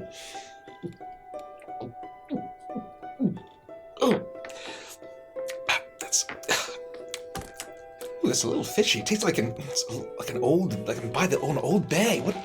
Ooh. And suddenly his forehead starts to glow this bright teal. It works like that? What did you do? How come we couldn't just drink a weird bubbly potion? They had the magic in them, I guess. They didn't have it before. But so did Dobro. Couldn't yeah. we just drink all of Dobro's blood? Maybe there Let wouldn't have them been to enough. I did not know the extent of your friend's boon. It is a different mark. The mark that you retrieved in the Court of Coral is a charm that was created to be used daily by the guards that watched over it. Oh, so we only have one day with this thing? You're running out of time. Oh no. Better hurry. Jeez. How do you feel? I say to Orpheus.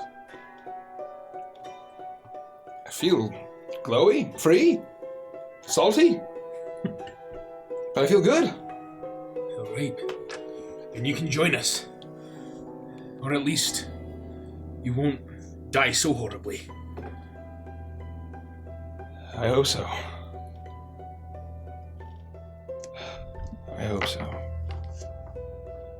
Well, thank you, Miss Yaga. I appreciate that. Thank you very much. I'm glad that this is going to make me not get turned into a puddle if I see the heart. Is that how that works? Well, we're hoping. I mean, we don't really know either. We're just preparing for the worst, especially if she decides to use this thing against us. I think we still have to be careful. Absolutely. Yes. And this is all we have time to make. It is all very temporary. You must kill her soon, or else all of the futures that I see, many are of amber, many are cold. You must change this. And every moment that goes by, I feel it getting cloudier. I feel the presence. The powerful mastery of fate.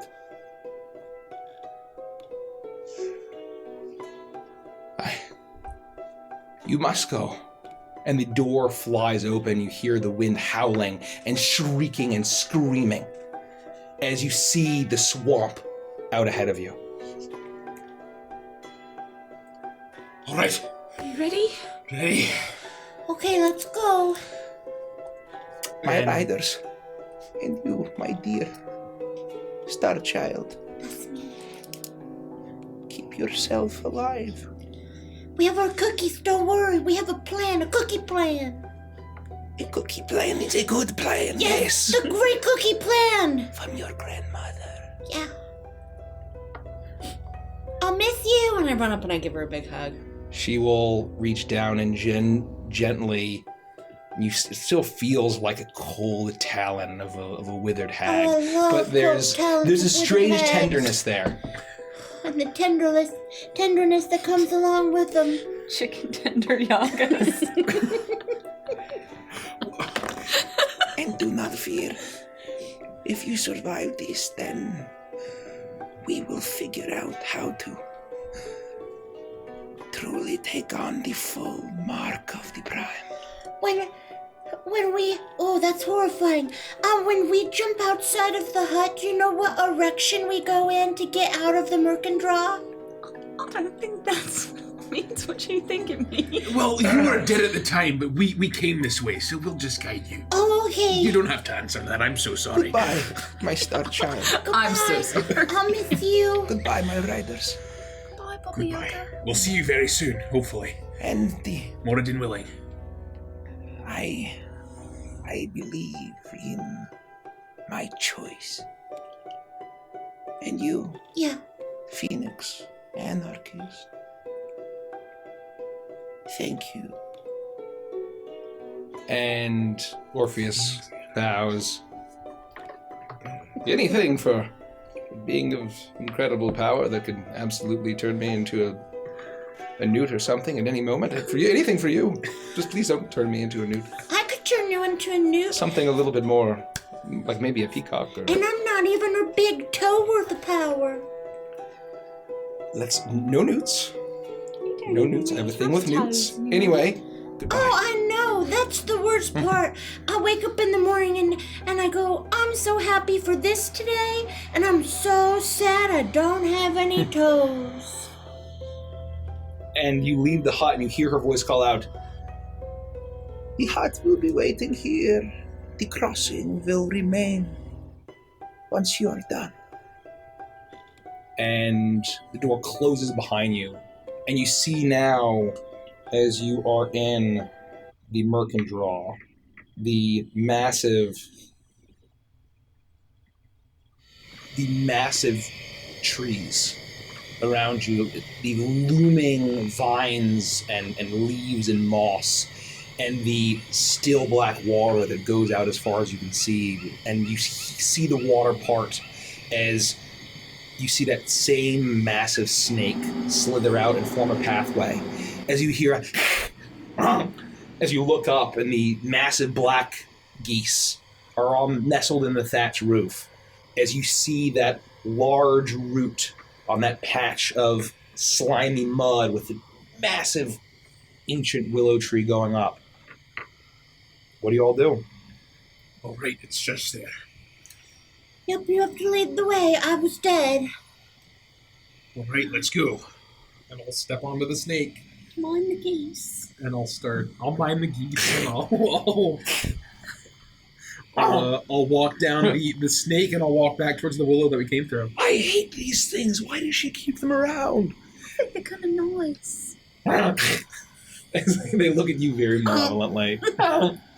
And you make your way as you feel the life all around you, and you feel eyes, and you look up, you actually see pairs of these bright red eyes all staring from you, dozens and dozens, as you make your way through underneath the root, and then that pathway continues. You see the roots, and suddenly it turns to brambles as the air gets less damp and starts to feel cold. And you just see patches of umber through the knots of the branches. As you make your way through and you come out of the other side, the sun's still high in the air. As you see now the ruins of Maka.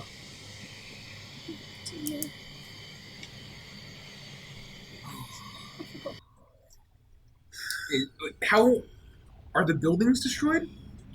So the buildings are in various states of the ones that have been the closest. Some have been smashed in half. Others have been singed by the summer flame, and it's not like it's completely torn to pieces. But there's some that have just been some have just cracked. And there's like a massive fault line down just from just from that sheer amount of pressure, just like it had erupted and blasted the earth out from the cellar. Right. And just that sheer amount of pressure, much of it. But you get the sense that even though it had cracked and blasted, as soon as it was consumed, it was almost like caught and like held together as from the blast in this strange, sickening way. Well, they're just about all dead. This will be vengeance for them. I'm just glad we got the kids out. Right. Okay. I really didn't want to come back here, but I think it's good. It's good inspiration. This is what I dreamt about. I dreamt about this place and rebuilding it. And I think if we can be successful here, it'll live again. Aye. And you can. And you will. All right, so we know she's with the heart. And presumably the heart is still in the dead place. The She can't vault. possibly have moved it. Not Vault. the size it was, right? Yoink.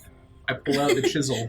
And I see if the direction that I know the vault is in, do I get that sense that the hammer is in that direction as well? You get the sense. Actually, I need roll a religion check at advantage, and we'll see how much information you get.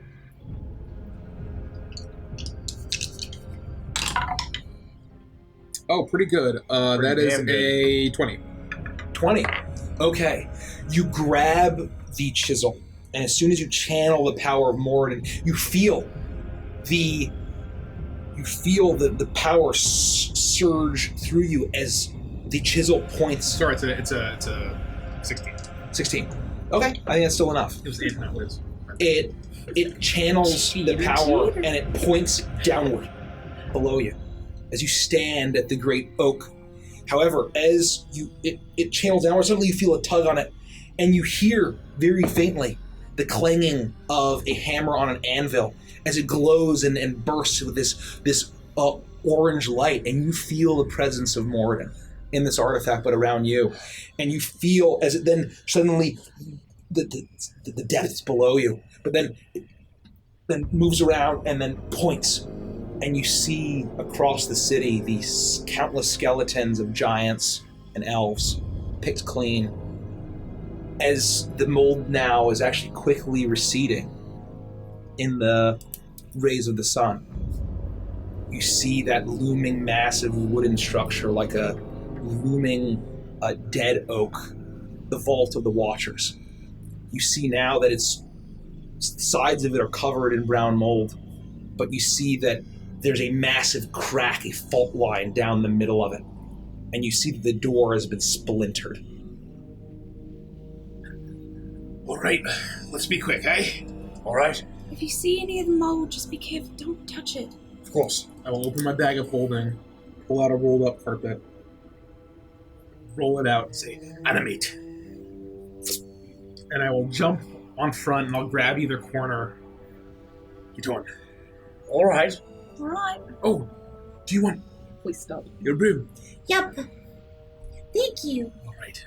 Kept all my good stuff. I kept everything. I could die again, knowing that you are a great place to store my stuff.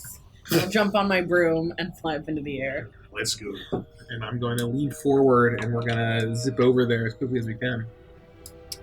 You do that, and you fly over, and you see now as what had been silence in this space is now starting. You hear the occasional chirp of a bird.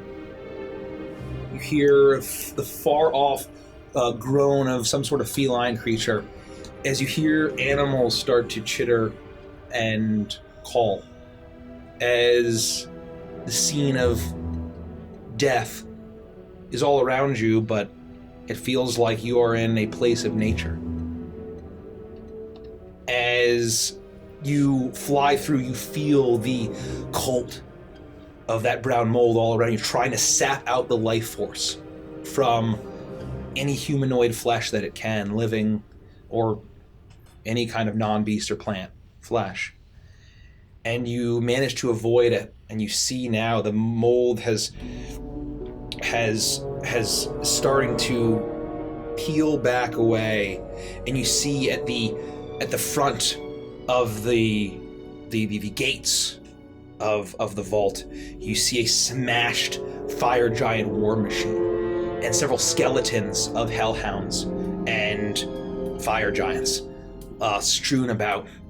And as you fly up, you see that the brown mold is clinging towards the door. You see now this massive gate that had been made of iron bark, so incredibly sturdy, now is splintered or cracked in a number of ways, and one door has fallen to the side, and you see now just darkness. The light of the sun shines in. You see that there's probably about 5 to 10 feet of brown mold within, but then seems to be clear hallways beyond it. Didn't seem to fill this in the initial burst. Does it feel like the carpet can fit in the hallway, or would it be a tight squeeze? It'd be very tight squeeze. All right, let's go the rest of the way on foot. All right. And I'll say animate. Oh. Or unanimate. Just let's be careful. And you see Orpheus as he uses a constant ray of frost, and he's just like Mr. Freeze, blasting that. And he said, Vandrus, I think you need to chill. As he... I was waiting for a heat miser joke. I would never do that to you guys.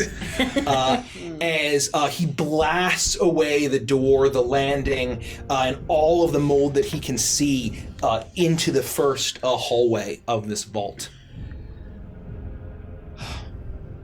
Should be safe now. See, I'm helping. Powers. No, that was good. No, we appreciate it. We do. Okay. I'm gonna draw my rapier. Yep, I'll pull my axe off my shoulder. Begin to off my advance. back, and I think we're not gonna like sprinting, but like Yep. we're being mindful. We're kind of like hustling, like Lord of the Rings through the Yeah. Mines of Moria style, you know? Yep. And Orpheus falls down, and he's holding up his hand, and you all enter.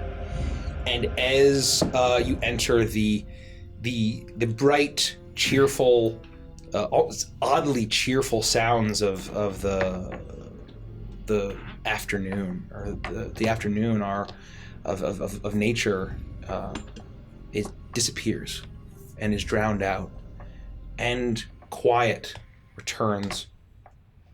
And then you hear your feet start to rumble, thump thump. Thump thump. What is that? I think it's the sound of the heart of the pain. That can't what? be. The heart thumping, because it's going thump, thump. All the way Thump, here? thump. And Like it's a heart echoing would through. do. I don't think I could mistake that for anything else. Thump, thump. It's gotten even bigger. Must have. And you see now, as you enter, and you're going at a decent pace, there had the bioluminescent flowers and plants. Some are still working but are dim. Some are flickering in the darkness. As you make your way past the first cell, and the door is cracked. You see cracks all over now. As it's completely smashed, and you look in, and you see that there's what looks like the remains of some sort of humanoid tortured to death. God. And you continue through, and you look down a hallway, and you see that there's a number of cells on either side, and some stay strong, but others are cracked. Some have been smashed from the inside out. And you see at the end a little flickering light, and the flower kind of it bursts and then shrivels up and dies as you hear thump thump, and you feel the pulse in your feet. You feel the pulse as it goes all the way from your feet to the top of your head, as it echoes through these hallways. And as you make your way down, what little bit of light that had survived on the first several levels is now gone, as you realize now that you're plunged into darkness. What do you think was in those cells? All right, Orpheus, don't start losing it on us now. All right, just focus on one thing at a time. All right, try to just not think about the beating of the heart. Try to block that out. Don't think about anything else. Let's just focus on Varea. Let's find this advisor. One thing at a time. All right. I'm sure they were just beasts and things.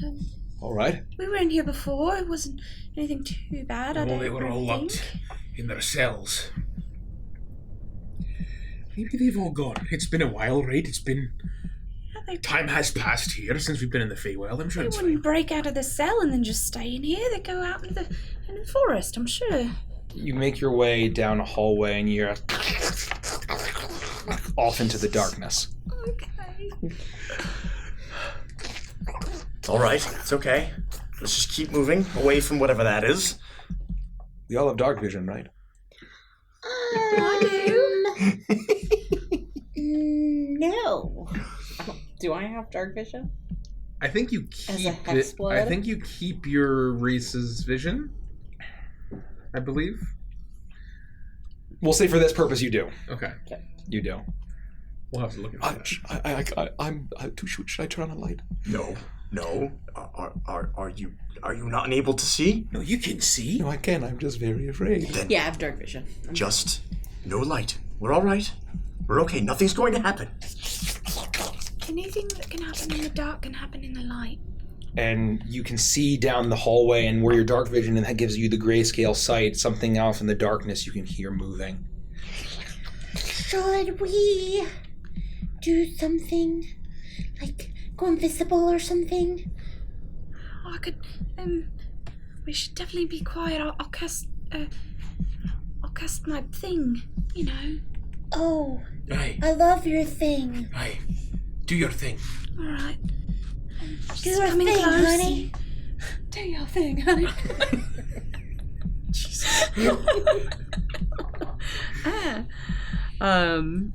So I'll kind of like reach my hands out kind of over our group, and just a faint glow of green and will kind of fall over us, and it'll be a little bit quieter, and we'll cast Pass Without a Trace. You do that, and you are as quiet as you can as you hear the getting closer. Feel the shadow swallow you up, and everyone make a stealth check, please. At advantage. No, it's not at advantage. Plus It's 10 10. to stealth. Oh, I'm gonna roll like a 16,000. Pull up Orpheus's character sheet. Oh man, I actually rolled about as low Would as I get possibly advantage on could. this? I guess I wouldn't. That's unfortunate. No, not unless you have some special. 29. I mean, technically, we're in a forest. I got a 36. 36. I got a 31. 31. Okay. Hold on. I got it. 36 is one more than the lowest I could have rolled. I got a 22. That's okay. It's pretty good. 29. 29, okay. For a big stompy dwarf. And I have got to. You So sorry. see that you suddenly stop and you stealth and you hear the get closer, and you see finally the corner of your vision, something crawling along the wall. It looks like this strange, somewhat vaguely humanoid, somewhat vaguely yellow insectoid with a number of eyes. It's climbing along. It's the size of slightly larger than a gnome. As it's climbing around, and you see its mandibles dripping in a slimy, disgusting sound. As it then gets closer, and as you all hold, you wait, and it looks around.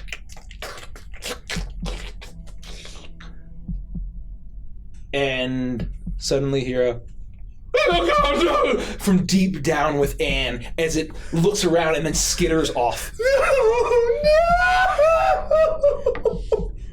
What did the voice sound like? Like an elf? It sounded like an elf voice. Oh. It sounded like an elf voice coming down below the... We need to go. Shh, all right. We're all right. Just keep moving quietly, quickly. If he's alive, then Mirandris might be alive as well, and she might be able to help us. So, I agree. So Just we quickly should and go quietly. help them as quickly as we can. Let's go.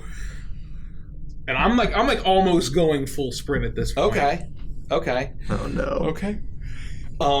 You make your way down more levels, and you're as you make your way, you hear more and the sounds of skittering, the sounds of flapping, as you are going as stealthy as you can, and you hear the flap and the gust of wind hits you as you make it down to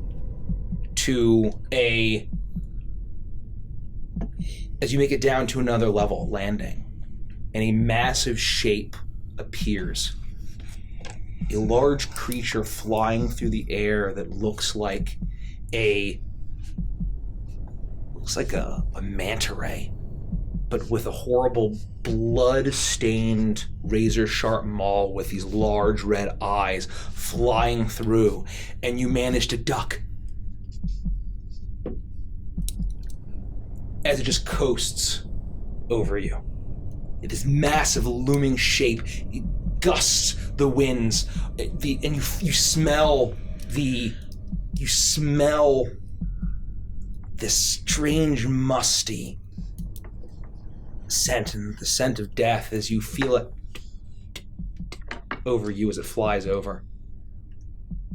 And as you look to check, it's warm, as there's blood on your hand. And you continue, and as you make your way, Rodak, I need to make a perception check at disadvantage. I don't like As you're making your way along. He's scared. It's too scary. I rolled a 1. Oh, okay. Yeah. Okay. So a 10 total. 10 total. You make your way, Rodak, and as you are leading the group, Orpheus he's breathing pretty heavily, and you remember what he had experienced down there the last time. And he's trying to steel himself. I'm heroic. I feel heroic. I had a feast for heroes. I don't know why am I scared? I'm gonna elbow him. And Rodak, you don't realize the mass in front of you as you step into it and you stumble with that perception. And I need you to make a dexterity saving throw as you trip over a crumpled elf on the floor.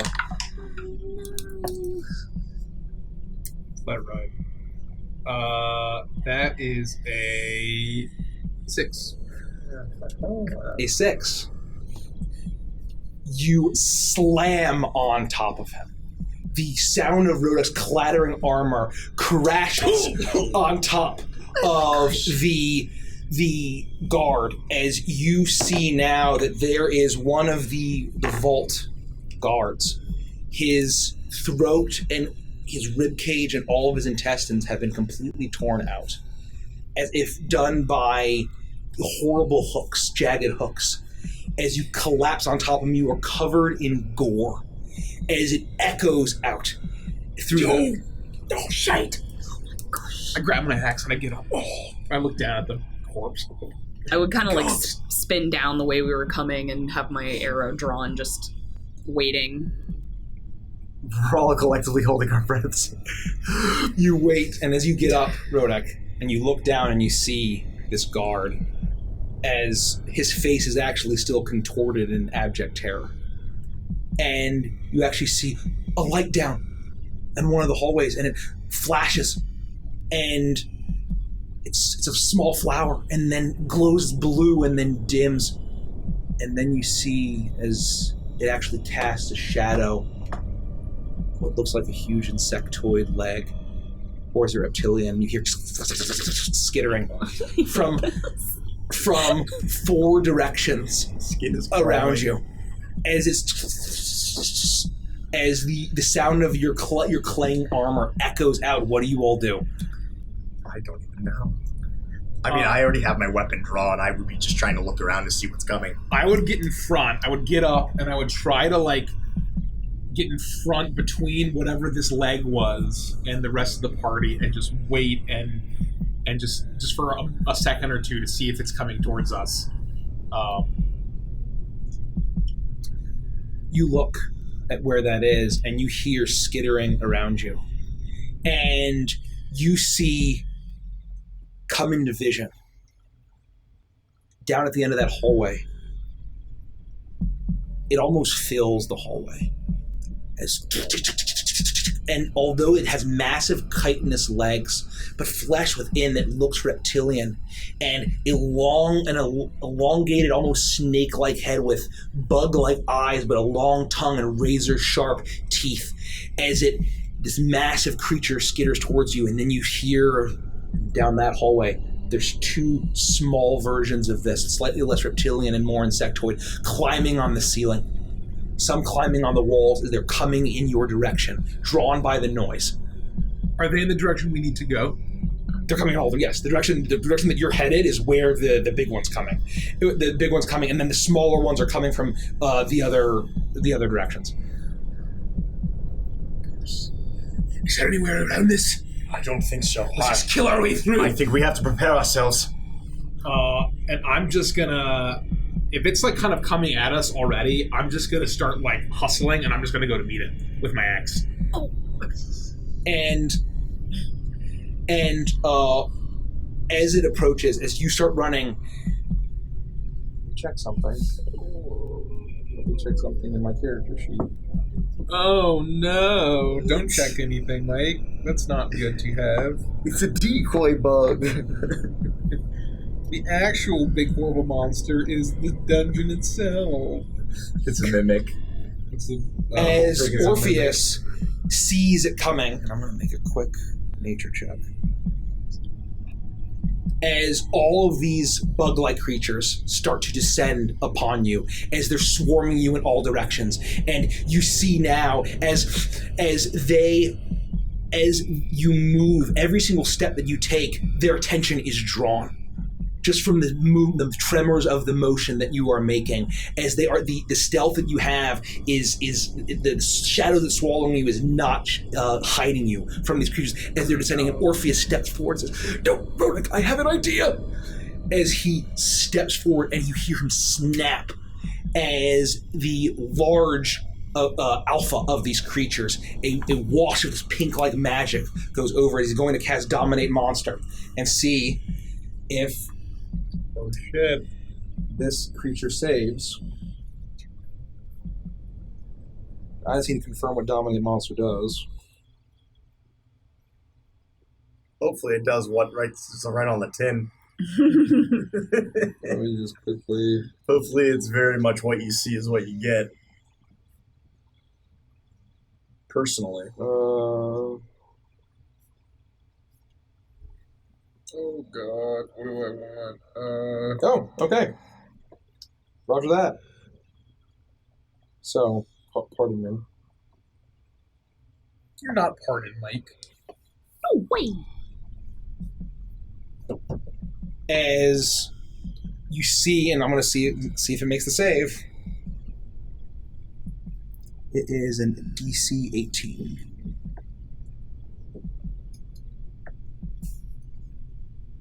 It fails. As you see, as it washes over, he says, "This is a Gruthig." As it washes over it, and suddenly it's... And all of the smaller of these reptilian insectoids start descending upon you, and you on all sides. And you realize that there's not just the 8, there's dozens of them in this corridor, as they're skittering towards you. And Orpheus says, "Alpha, I would like you to call all of your friends. I know that you control them, and then you're the leader. And then just go outside. Go outside. It's nice and bright out there. Not spooky like here. Go home. Go home." And you see as he is sweating, and you see this large creature that was midway of raising this massive leg, and you now see that there are spikes all over the carapace. And you see that one was getting ready to launch one of its spikes out at you. As it stops, and it's trying to fight against the magic that Orpheus has done to this creature, and then it lets out and suddenly and they stop. And then very slowly, the massive alpha of these Kruthiks, as he called them, starts moving very slowly past you, and you have to kind of move out of the way as all of the rest of the swarm follows. I spit ironic. I'm just The closing my eyes alpha. as they're all skittering. I'm And- imagining the big green monster from or alien monster from Attack of That's the actually Clones really good. Yeah, it looks in actually quite like Geonosis that. or whatever. It actually looks quite like that. Okay. Yeah. Alright. He saved us, but Orpheus may have unwittingly introduced a new predator to the ecosystem that's going to wipe Right. out every living animal in the forest. God. And you hear the skittering behind you disappear, and Orpheus is holding his breath. Oh my gosh. Okay. All right. I think that once they're out and about, and even once the connection breaks, then they'll be on their way, and they will have forgotten all about us. Well done. Are you sure it won't come back? I feel like we should have dealt with that. We're not going to stick around to find out, right? Generally, Kruthiks, they just want to be left alone and feed. And so if there's something to eat out there, there's a lot more to eat out there than in here. It looks like they've done their thing, and they generally aren't looking for to kick puppy dogs and eat babies, I think, from my studies. You save time. We should just keep going. Let's go. Right, one thing at a time. Let's focus on what we need to do. You did well. And then I'll just keep going down the path that I remember towards the heart. You do that, and you see more of the cracks along the walls as they get more and more pronounced, and you see cells that have been completely smashed in, some that have been smashed out. And you hear the distant clang of sounds like metal. You hear the occasional scream. You see hear skittering, and you hear a scraping sound as you stop. And you hear scrape. As you once again duck just in time. Actually, let me make sure. Just in time, as you see a creature, a massive looming bulbous shape climbing along the wall. its head is leaning down, almost turned like fully 360, and it looks like a strange vulture head with sharp teeth. But it's got a bloated, almost humanoid-looking body with insectoid features and large, scraping, large bony claws that uses to climb along the ceiling. As I'm rerolling to Paladin and burning Maka to the ground in holy fire. It must be purged. It must be purged. In forge fire. And you have to duck very low to not be grazed by its strange purplish fur that's on its body as it continues over you. You see, the deeper you get, the more bodies of slain guards that you see. You see blood smeared across the walls. You find a head that's just been completely severed. The eyeballs and lips and tongue entirely ripped out and devoured. And you're getting closer. You know, you think that this has to be the last floor before this is the last floor before the stairway down to the heart. And Rodek, I need you to make a perception check at disadvantage for me. Oh no. Come on, Rodek. Come on, Rodek. This one, and let's do the big chungus right here. Come on, Rodek. 2 18s, let's fucking go. Perception? Yep. God tier. Plus 9 is 27. God tier. 27, okay. It was fated. Rodek, you approach what you believe to be the last crossroads in this corridor, leading down towards the hallway to the stairwell to the heart.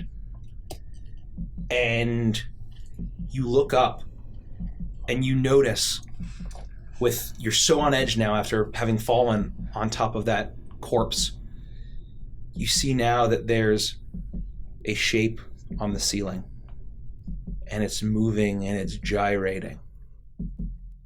And you seems to be lurking, waiting, and you feel fear. Coming from all of you, feel fear. In yourselves, coming from it. And you see now, as the shape is getting larger, as you now see that there are numerous tentacles with strange milky eyeballs at the end, and a blank face with a strange milky white eye, no mouth, no nose. As it descends and you hear, all of you, in your minds, a voice. Monsters are real. They come when they are called. Beauty fades. Always alone. You'll see what isn't there. Is it safe? As you see this gyrating mass of tentacles and eyes descends, as the eyeballs, 4 of them, begin to glow, pointed at you. And you now see that on either edge, at either end, you turn and you see that there's 4 additional shapes at either hallway. And they look familiar. Huge, what look like brains. No eyes, just a huge beak and writhing tentacles. And you see the wounds, the dripping ichor, but they move all the same as you feel the incredible psychic energy all around you. I need you to roll for initiative.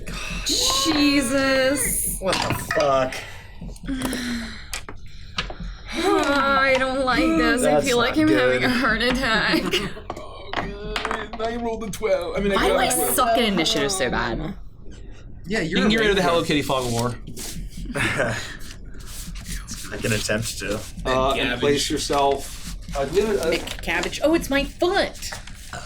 It's a Sylvie print. It's a chicken foot. Let's use Felix for Orpheus, because he's got a fire. I see no wieners on this map, Mike. It's a wienerless map. So this is the crossroads of tunnels, right? So Orpheus, and we're going to put him here, or it, really. and you feel there's 4 on either side now.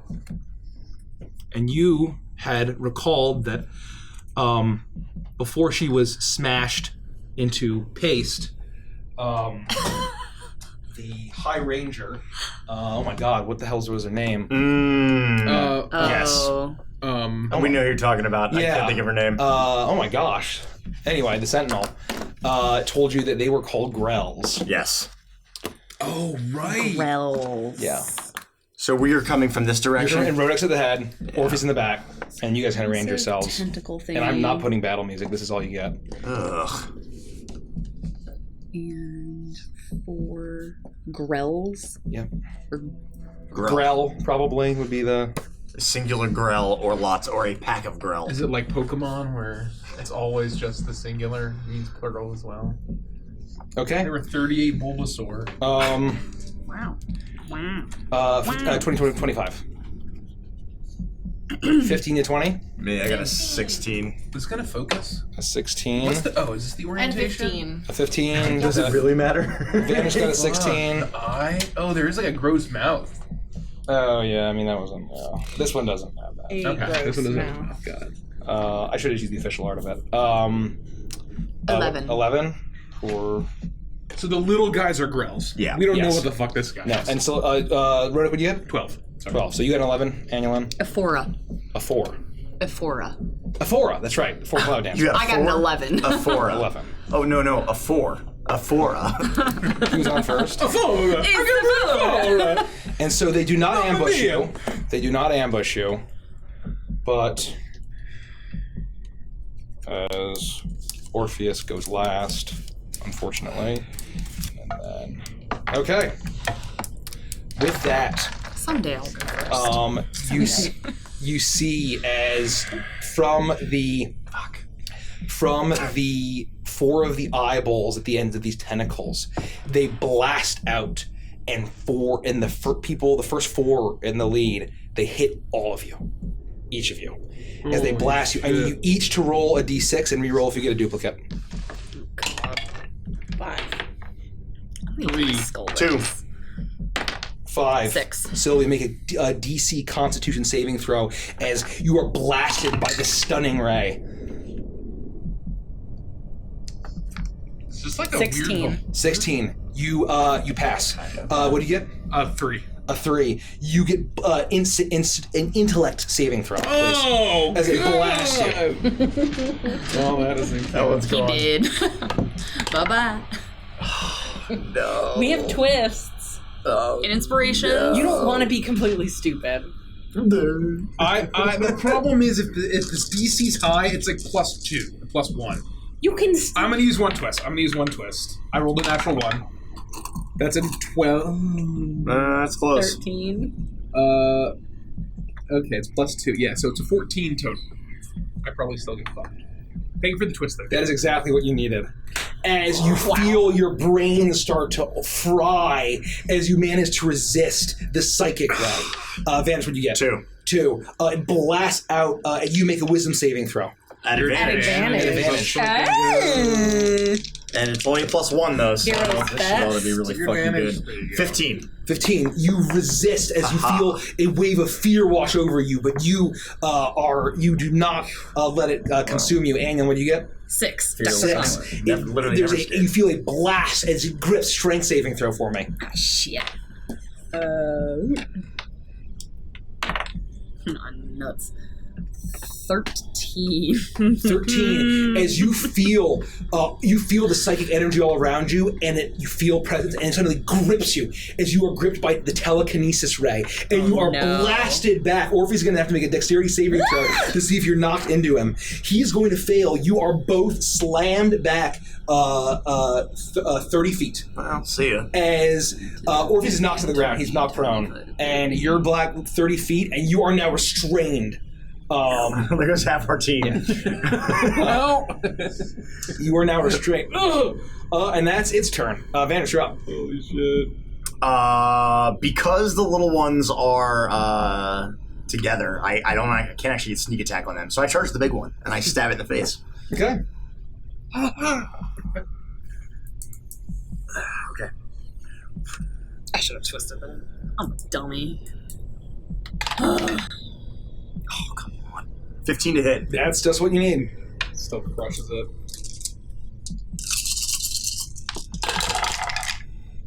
Pretty good.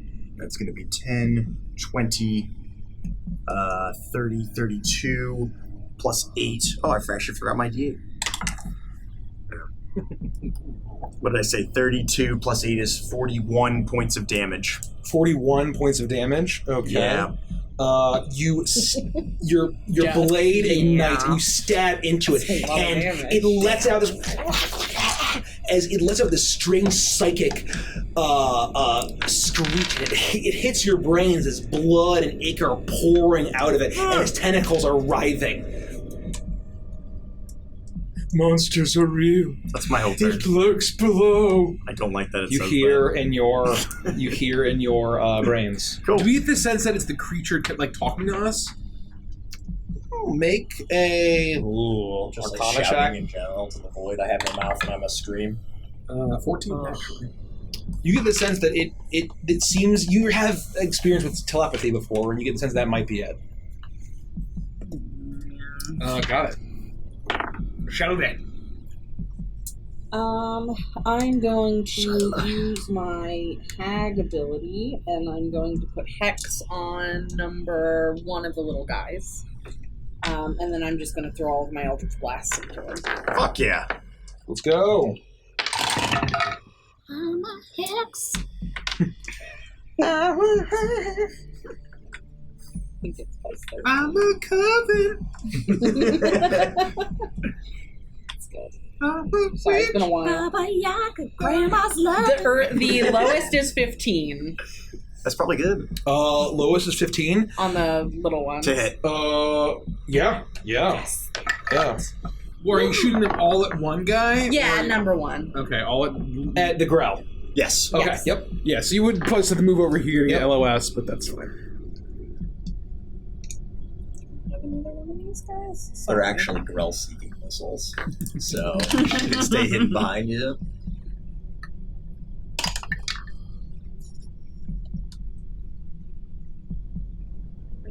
35. 35 Nice. points of damage. You blast into it. 2 of its tentacles fly off, and the beak chips, and brain matter flies out. It lets out it lets out a shriek from its beak. I'm sorry, 37. 37 points, as it is dripping with this disgusting ichor. And you see now, as it was a response, an automatic response, as you see that as some sort of vocal organ is blasted out, and you now see that these are just corpses being animated and then levitated by psychic energy. Like Grell corpses? The corpses that were delivered that you saw, these are those corpses being animated by a master telekinetic horrific abomination. Very cool. So it doesn't look like it can be killed, is what you're saying? No, they're falling apart. Oh, okay. They have HP, just like an undead creature, right? But they probably don't feel, and they probably don't live, right? They're just like meat puppets. With that, you see that the horrible milky eyeball flashes with this strange purplish light, and now all of the Grell begin to move forward and descend upon you. And I'm going to need to get 2 on Vanders, 1 on Sylvie, 1 on Rodak. Yep, sounds about right. Would they be right in front of us? Yeah, Yes, probably. yes, They'd block us off. Yes. Andrews, you had to get we're gonna do a tentacle attack on Sylvie. 8 Yeah, tentacle attack on Rodak. Ooh, sneak attack. 23 on Rodak. 23 already? Yeah, that hit. Oh, no, it doesn't. 24. Holy shit. Hold on, let me make sure that's Why right. is your AC so There's high? no 20 way. from Dwarven Plate, 1 from Forge Cleric, 1 from Cloak of Protection. What's the miscellaneous bonus for 2? Oh, I had, I believe I had Shield of Faith. So no, it's Okay. It's 22 now. It is gonna. It So will. It will. 23 23 will hit. That's probably why you thought 23 hit. Because you used to it being 22. That's exactly right. 10 points of piercing damage. You need to make a Constitution saving throw against poison.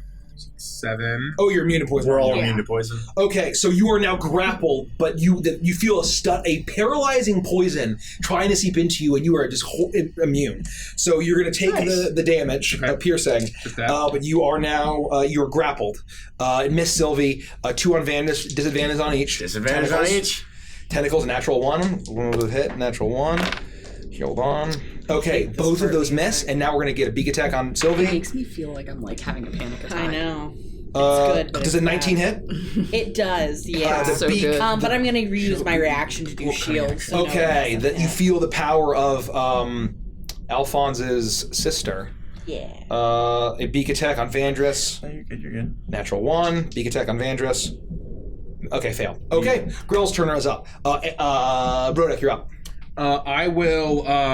Give me a second. Yeah, I no, will. Basically, they're both undamaged, right? 2 and 4. Yes. Okay. I will just the one that's right on me. I say, "Get off of me!" And I'm going to attack twice. Or I guess I'll attack all 3 times. And I'm gonna make them all power attacks. Let's fuck it. Ooh, maybe I shouldn't have done that. So it is, instead of plus 12 minus 5, it's plus 7. So there's 14, 21, and 9. 14, 21, and 9. Yeah, their AC is 12. Okay, so the 9 misses. That's good. 2 hits. Two That's pretty good hits. So They're just these floating, like not agile, just being levitated by psychic magic. pretty good. So 9 plus 9 is Damn, all right. is 18. Plus 14 is 28. 34. Plus 20 is 54 damage. Nice. Number 4. 54 damage to number 4. You hack, and with your final slash, you slice it in half, and the brain matter splatters and clatters to the beak clatters to the ground. Nice. All 4 pieces of it. Now, with that, it's Annual's turn. You are restrained. I'm going to try to break free from my restraints. Make a strength, an athletics or acrobatics check. It's full Okay. action. I am going to twist that if that's okay with y'all. Okay. That's okay. No worries. Okay, that's better. 21. 21. You break out of it. You use your action to break free. Oh, Orpheus, I'm so sorry. Get up, get up. And then I will move back. So 5, 10, 15, 20, 25. Did you leave him in the dirt? 30. Yeah, so I would go back towards the front, and that is my action. Okay. You do that. And now it's Orpheus' turn. Orpheus. Oh man, what happened? Okay, Dodge Vanders. And he stands up and he snaps, and down the hallway a small bead flies. Oh no! As Rodek and Sylvie, you feel the heat as the flame engulfs you as he casts Fireball. Jeez. I feel it singe some of my hair. Is he putting Vandris inside of it? That's all right. Yeah, I have a he's dex getting saving throw. all of them. I mean, oh sorry. And evasion. Yes, I wrote that down. Thank you very much for reminding me. I dodge it with a 24. So you take no damage. Yes, that's And correct. so I need to Let me roll. write it down. So this is bonus 86. action. I should have got my dice ready. 1, 2, 3. Oh, No, take your time. I gotta write this down. Bonus 4, action. 5, 6, give advantage. 7, 8. Just another option for cutting action, right? So it's instead Yes. of dash or whatever. Yes, no, and that's you good. see as he says, "No, not enough." As he snaps again, as he uses meta magic to use empowered spell, and whips around to have the fire burn them more. I'm gonna re-roll up to 5 dice. I'm gonna re-roll 3. Oh, I have. Let's go. Okay. And can't move. 10, Got it. 10, 14, 19, 20, 19, 25, 30, Yeah, that's actually 36, 40, 46 points of fire damage. Blasts out, Wow. and the one that's damaged, number one, is incinerated. As actually, I need to roll dex saving throws. Was that? Okay, number 1. Well, number 1 dies. Yeah, I did. But I forgot. Number 2 takes it. That fails. Now another natural 1, and Big Fella actually succeeds, so he's going to take half, 23. As it blasts, as you see now, as most of the tentacles are singed away, the brains are fried and dripping. The Grell are looking. The 2 that are remaining, 1 is dead, and the 2 that are remaining are looking very rough. Okay, who's up? It is. Did he want to move? No, I'm gonna stay back here. As he just does that. Orpheus? Oh, now I get it. Okay, thank you, Rodek. And it's going to. Did you forget to roll your hex damage too? No, but as the beam, the pieces are falling together, coming together.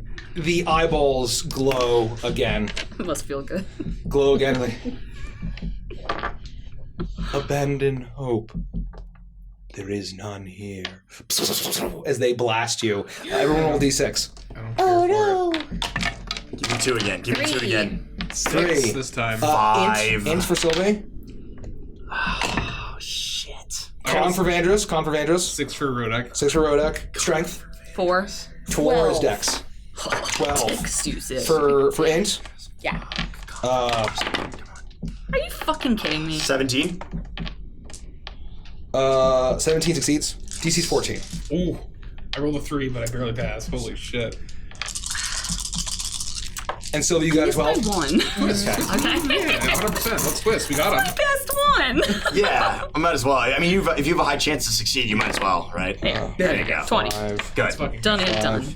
Get 11, Those twists come in handy. 11, 17, 24 points of psychic damage, Sylvie. As your brain... 27 or 27.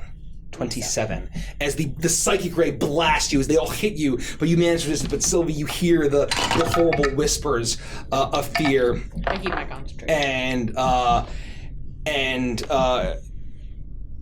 you say, it says, you must flee.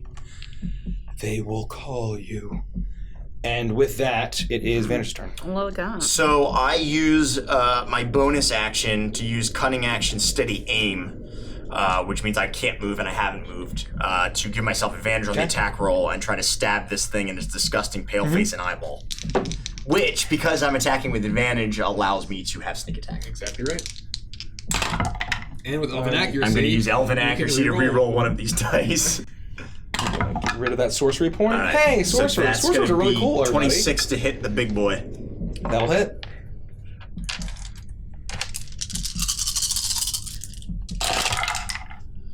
Not as good. That's going to be 16, 24, 28, 30, 39, 40, 48 points of damage. 48 points of damage. That's really good. I just saw the 1 and the 2 first and missed all of the 6s and 5s. 40, 42 you said? What did I say? 48. Okay. As you stab into it, Icar, its tentacles are writhing. Its eyeballs, some of its eyeballs burst at the edge of these tentacles. As you see that the eyeball now, you've actually pierced in the center of it, and it's now leaking this disgusting milky fluid. With that, it's Sylvie's turn. It's looking rough. Get fucked, abomination. A big abomination guy? Yeah. Big feller, yep. I will transfer my hex to Big Feller, and I will Eldritch Blast. Hell yeah. Natural 20. Let's fucking go. And then other than that, my lowest is a 24. You hit it.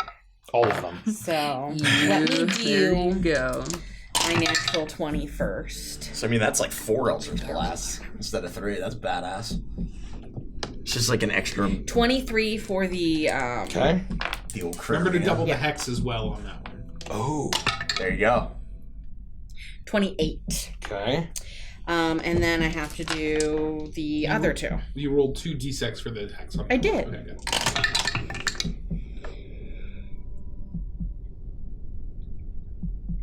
30. 30 for the others? Yeah. That's some How do we do this? Let's go. I'm just going, hi-ya! And I'm going to shoot all of my Eldritch Blasts directly into him. and just kind of like try and explode him. You do that, and you send all of the Eldritch Blasts. They all crash in. They pierce the eye. It punctures now fully. You're coated in this disgusting eye fluid. Its tentacles rip out, and it gyrates, and it stops for a moment. You all hear in your minds, I was happy in my home beneath the earth. And it collapses to the ground, and all of the Grell fall to pieces as well. As the cart, the thump gets louder, and it's almost oppressive. Oh God, so we have to keep moving. Oh. What does that mean? Is it like the corrupted things? No, I don't want to think about it too much. He attacked us first. We don't have time to reason with it. And I guess just immediately, as soon as I sense that all the threats are gone, we just keep going. Well, this might help. And I'm going to cast invisibility on all of us. Oh, you do that. You do that. I forgot I can cast it at will now. Oh, shit! Without expending spell slots. As you cast invisibility, as you're all shrouded, and I'm just going to add an additional 10 to your stealth, just because why not? Well, we would still have. Yeah, you still have it. I'm just going to do just noise anyway. Yeah. You make your way down, and you feel like you're on the final floor now. You're at the beginning, and now you make your way through as you see you hear this horrible yowling that echoes through as and you see now these creatures that are sniffing almost like a pack of at least 4 of these almost canine-like creatures, but their heads are not remotely canine. They almost look like bloated fish with a gullet and bulging eyes as they lurk around. They're all tearing apart a guard. With your invisibility, you're able to just sneak on by. Is the guard, definitely already dead? Oh, just torn to pieces. Just bones at this point. You also then see a shape that's directly above you. Once again, it's this ghost white, almost looks like a scorpion mixed with a spider, with a long, disgusting tongue coming down, almost like a lure, as you're able to avoid it and does not see you with its tiny eyes. What the hell are they doing in this vault? And you finally, you see the sounds of the creatures. The invisibility makes it effortless, and you make your way finally to the stairwell. And the pounding of the heart is louder and louder, and you make your way down. We're getting close. We have to press on. I don't think there's any way we'll actually survive this. You continue and you make your way down the stairwell, and it spirals and turns and weaves. And you know that you're now deep beneath the earth, making your way back in the direction beneath the Oak of Midsummer. As around you feel like you're getting closer as this thump thump, thump thump, thump thump, thump thump, thump thump. Make a perception check for me, Rodek, at disadvantage. Come on, you can do it again. It's 9, so it's 14. It's not bad at all. 14. As you make your way through, you get down towards a stretch of hallway, and you pass, and you pass. You don't notice it until you've walked through and you've led the group through what look like strange, shimmering, tiny symbols on either side. And as soon as you enter, they blast out. And what is unmistakable from your time with Sylvia is fairy fire. As you are now glowing bright. As you hear and an arrow flies over you and directly in front of you hits the ground and explodes into webbing. and you hear a voice call out from behind you as you hear Ronmir. I can't let you proceed any further. And you see movement in front of you. No! As you all turn back, and in a moment, Ronmir is suddenly standing on the other side of the webbing. In between you and the heart, and the heart is thumping and pounding, and you see now his glistening golden iron bark armor. He has his bow drawn, a number of different quivers with strangely colorful arrows. As there's a effective wall of web, and he looks at you, and behind that helmet of gleaming gold and flowery rose-like design, you see your brother's eyes staring at you. And he can see us. Yes, it's strands of webbing. It's not just entirely cased. Well, because we were invisible.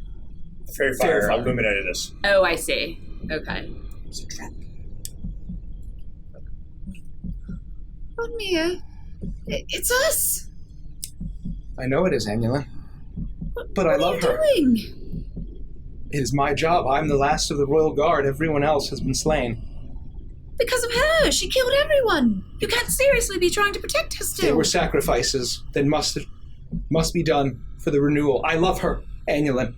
Do you not understand what I've been saying? I cannot let you proceed. What did she do to you? You were with us last time we saw you. I saw her vision. I saw the glorious future she wanted. I didn't understand when we talked. I'm sorry for being as foolish as you are. But I cannot let you proceed. It is my duty. It is my duty to protect her with my life.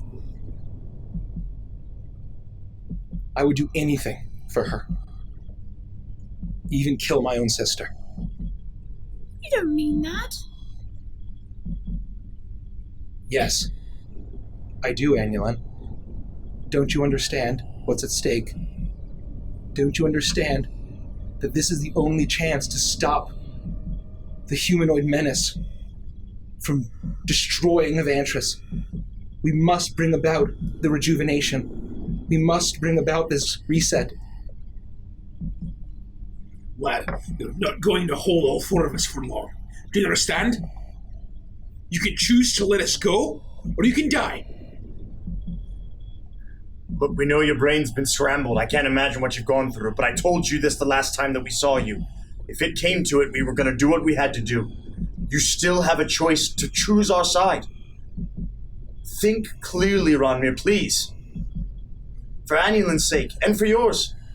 I feel like I'm thinking clearly now for the first time in my entire life. And my thoughts are filled of her and her vision and my role, just like Arlon's role. He served it well. My destiny is here, in between you and her. All right, lad, let's get this over with. And I cast Sacred Flame on the webbing, if possible. Yeah. Or you need to be a creature. You do that, and I need you to make Annulin a persuasion check at advantage. Please be a creature. Oh, really? 14. No, it doesn't. 14? 14. And you see as he looks at you, Annulin, there's something that cracks a little bit. And then he as you drop down the sacred flame on the webbing, it ignites, and it erupts, and he leaps back, and he draws a bow, and it's bubbling with a strange goo. Don't make me do this. Don't make us do this! Step aside, boy! Grovel! And I cast command on him. Oh. What is the type of Wisdom? It's a whiz saving through DC 17. Whiz. Pretty good. He gets a 16. Interesting. He immediately drops, holding his bow and arrow. He knocks it and falls and grovels. And how does that work? Is his action that's doing it? It's for 6 seconds. Basically, he would pass his turn and fall prone. Yes. For his turn. Yes. Right. And he does that, and you hear him, and as his helmet flies off from this action. He does it so violently against his will. As his hair falls down around him, and you hear him weep. Annulin, please tell your friends to stop! You can't do this, Annulin! You can't do this! You can't kill her! I love her! You'll feel differently when she's gone. I promise you will. And as soon as he hits the ground, I'm going to rush forward and basically, hog tie him. Okay. Make a persuasion check at And advantage. I would assist and use my Yeah. strength as much as Yeah. I can to help her. I'm gonna roll a contest here, an athletics contest. I try to kick him Persuasion, Persuasion. advantage, or regular? Advantage because you're being He assisted. explodes into blood. Little did we know, he was just a commoner. 17. in the shit. His shit is actually 17. his Achilles heel. 17. Becomes gangrenous. As you're hog tying him, as you manage to actually you're hog tying him, and as you are working through, your hand grazes his bear skin. He's a bear. Yes. I love bears. What a twist! His bare skin. And He's here to steal the honey. He flashes and he stops sobbing and begging for a moment, and he blinks. Annulin, you can't get in with it. I have the warden's key. That's Annulin, please don't do this. Please don't kill her. Please. I'm begging you, kill me then. I'm so sorry. We have to do this. Did I notice that? Did I notice what just happened? You're right there. Make a straight perception check. 27. 27. Yes, I would say you would notice as soon as through his bracer that it touched his wrist. I will rip off his glove and I'll say, hold his hand. What do you mean? Touch him, please. Just trust me now. All right. And I'll grab his hand. And there's a moment of clarity, and he looks at you as and he looks. There's the tears are streaming down his face. There's snot coming out of his nose. He's an absolute mess, and he looks. No, I have to stop you, please. Please, what are you doing? Why are you doing this? Just tell me why you're doing this. Oh, God. What's happening? Boy, you know you're wrong. There's some kind of foul magic at play. This is for your own good. And does it look like we just walk over him, like tied up, or? From what you can see, yeah. Wait, we can't just go. He mentioned Mirandris. Yeah, he said that we weren't going to be able to get in unless, and I have the warden's keys, is what he said. I'm gonna grab him by his lapels and shake him and be like, what about Mirandris? What about the keys? I'm gonna start pockets and pouches anywhere looking for the keys. You do that, and there's no key. I need you to make a persuasion check, Vandris. 24. 24. Okay. You rolled a 1. So automatically a 10, and then I had 14. All right. As you're gripping him, as Annulin, you also graze another gap in his armor, and his eyes kind of flash open as he looks at you and says, "You need the bangle. You need it to open the door. Annulin, please save me from this." He did it. Who did it? She did. I don't know. Please stop. Does he have a bangle on him? And you realize now that on his arm is that same elaborate thorn bangle that Mirandris had used to open and close the vault. We're gonna help you, Ronmi, I promise. And I'm gonna start taking the bangle off of him, however that might work. You attempt to do that, and it's like in his skin, isn't it? You attempt to do that, and you yank, and he just begins screaming in pain, and it is very sturdy. How do I get this off? Help me! Don't just look at him! I'm gonna walk closer to him. I'm really sorry about this. And I'm gonna use my 8th level Mystic Arcanum and cast Dominate Monster. Okay. Wisdom 21. Which drops my hex, but that's fine. Holy shit. Which hopefully will override any charm he may have on him. I'm going to... Okay, fails the thing. I want you... Ooh, this is good. I want you to make an Arcana contest. Oh boy. Oh shit! And this is just going to be straight for me. Should we twist it? Yeah. Yeah, give it a shot. Use your best D20. Does that count? No, it was it's still not any better. Oh. A 13. That was a good effort. Good effort. 13. It's still better than what I rolled the first time. You cast Dominate Monster. And describe what that looks like, how you cast it for me. It would look like a dark greenish gray mist at first that begins to swirl around, and you see in it these putrid green bubbles that begin to pop, like the ones that we'd all seen over Baba Yaga's cauldron. And as they begin to swirl around him, he breathes them in, and you see his eyes go kind of milky white.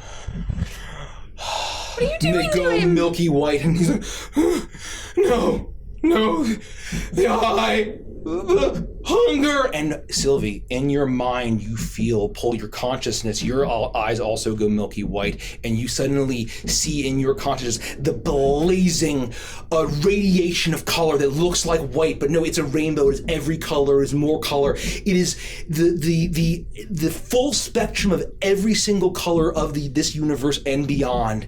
And then as it blinds you, you see a single orange eye staring malevolently at you, and you feel hunger, and suddenly it shrivels away, and Ron, you let out a scream. He's like, the eye, she, he, it, oh. What the fuck was that? What happened? Are you okay? What's going on? My mind brain. You're looking at that constantly? Also, can I control you? Sit up. Yes! Oh, yes, the power! Thank you. That was horrible! Are you? Can you understand? You know where you are? You're okay? I'm your brother. I'm Ronmir Mossgrove. Oh, Ronmir. And I'll just hug him. I'd hug you back, but my hands are tied.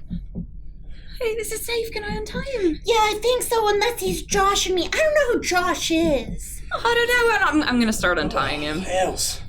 I'm so sorry. As you do that, Orpheus steps up, and his fingers are like this, like, I'm very glad you did that, Sylvie, because we would have had one crispy brother here. And he puts his hand down, no offense, and he looks back at you, and he immediately grips you in a bear hug, and tears start to fall down his face, and he's like, I'm so sorry for everything I've done. I know. It's all right.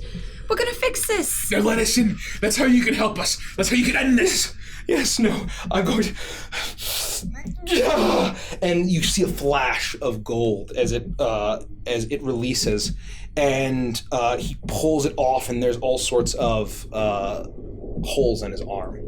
As he then hands it to you, and you're like, you should do it, channel it, you'll know how, and you'll be able to open the door. All right. You'll be able to open the door. So I'll take it and I'll just put it on. That's the warden's. So I'll slip it onto my arm. And it activates, and it as it pierces into your flesh and it stings, but then you feel like when you arrive, you'll be able to open the gate. What happened to the warden? Where is she? I don't know. I just... Varea, the Thorn Mother just handed it to me and said that it was my duty to protect her. Damn. And when she knew that I was helping you, or it knew. Who is it? The person with the blood eyes. Have you seen them? Where are they? I don't know. Are they going to be in there? Tell us everything. You have seconds. I don't know. It showed up, and I heard its voice, or his voice, or was it her voice? Or was it a voice that I don't understand in my head? And I tried to resist. I knew I was trying to help you, and then I was hers again, but I wasn't really hers. I was its. You're not hers or its anymore. You're mine, technically. That's technically correct, the best kind of correct. You should wait until I show you some mind images. So what happens when it falls off? Do you go back to...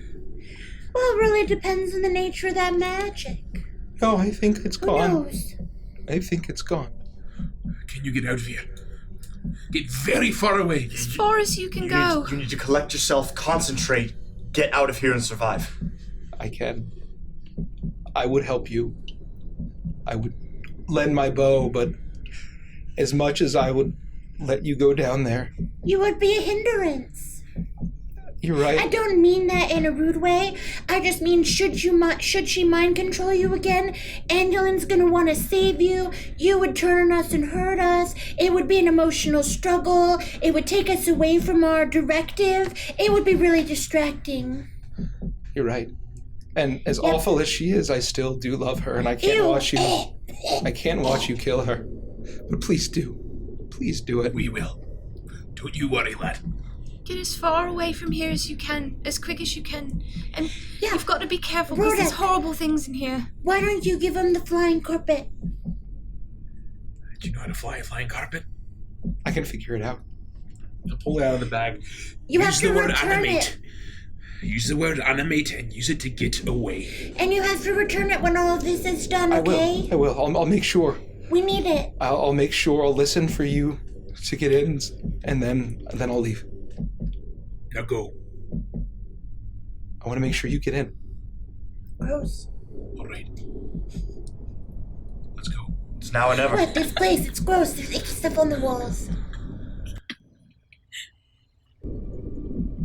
All right, we'll approach the door. We'll walk down. So Ronmir, before you go, Ronmir reaches back and gives you a really tight hug. Make it back okay. I will. And I'm sorry. I love you, Anulin. I love you too. I'm going to focus on him, and I'm going to dominate him to start dancing. He starts. Worst.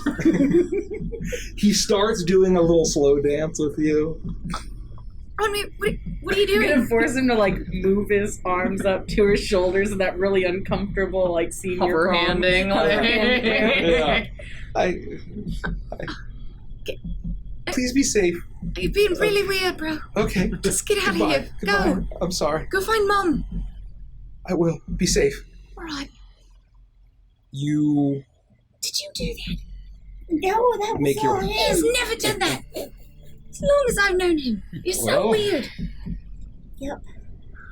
You're welcome. Thank you. let's go.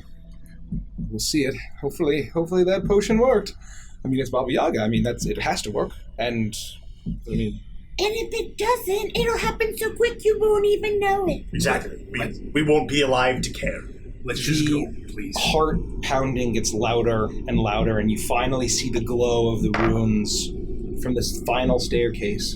And you make your way down, and you see although there are some cracks on it, the interwoven ironbark roots and thorns are sealed tight. He said I'd know what to do. Do I feel any You intuition? feel like you can raise it up and basically channel the power of nature to open the roots, control the roots. So I'll raise my arm. No, I will raise my arm up and close my eyes and just breathe deeply and focus. And in a flash, you hear the crackling and groaning as the sylvan runes on this flash and glow, and the doorway begins to open as the roots begin to part, and you're all blinded temporarily by that same horrible color and light, and then it dims down as your eyes adjust, and you see the room before you.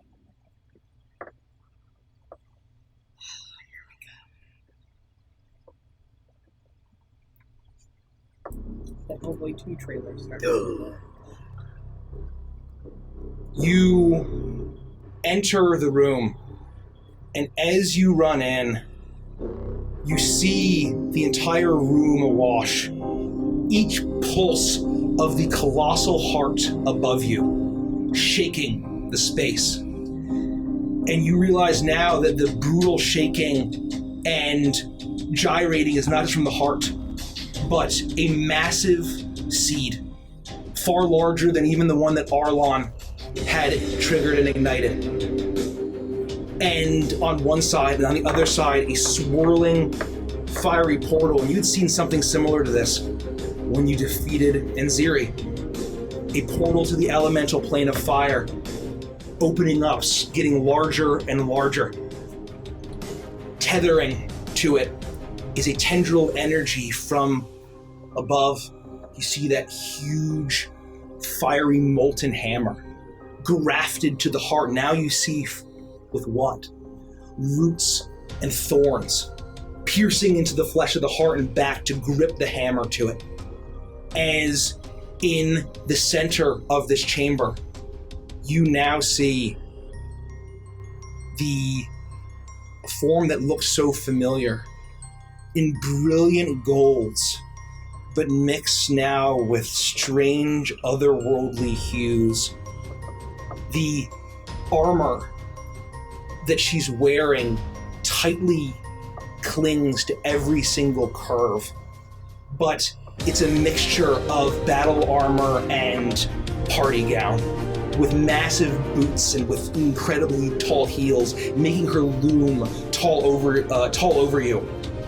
Her hair flashes with a radiating gold as it's tied up perfectly in place despite the radiating energy. And as she channels her magic, the crown around her head continues to pierce into her skull as you see movement beneath her skin, as this pierces out, as vines and thorns start to cover her. And suddenly you see thorns and vines shoot out of her back and connect into the hammer and swirl it and encase it as the beam of fiery magic blasts into the portal, making it grow larger, faster.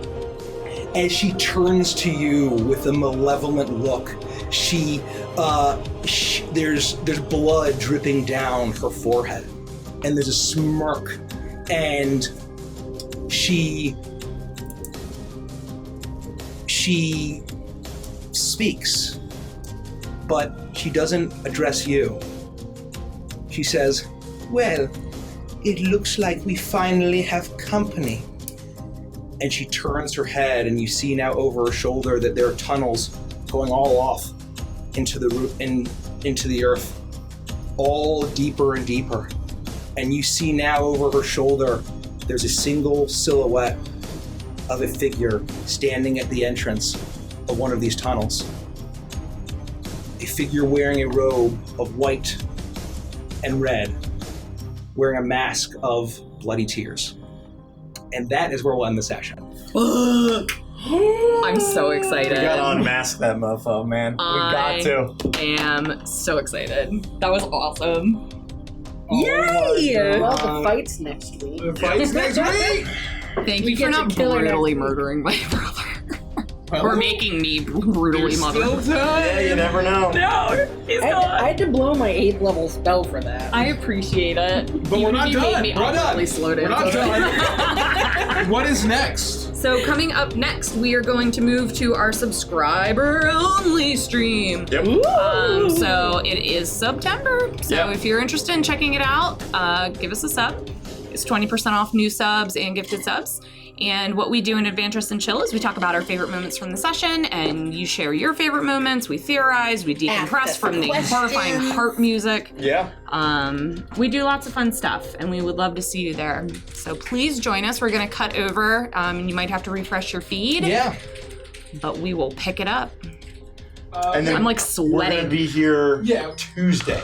Yes. Tuesday. So this final fight climax. is going to happen on Tuesday, Our normal day. climax. which is our normal day of the the week arc. to normally stream. The climax of the arc is next Thanks for Tuesday. coming out Don't with us miss on this it. A unusual giant day. boss fight. Yeah.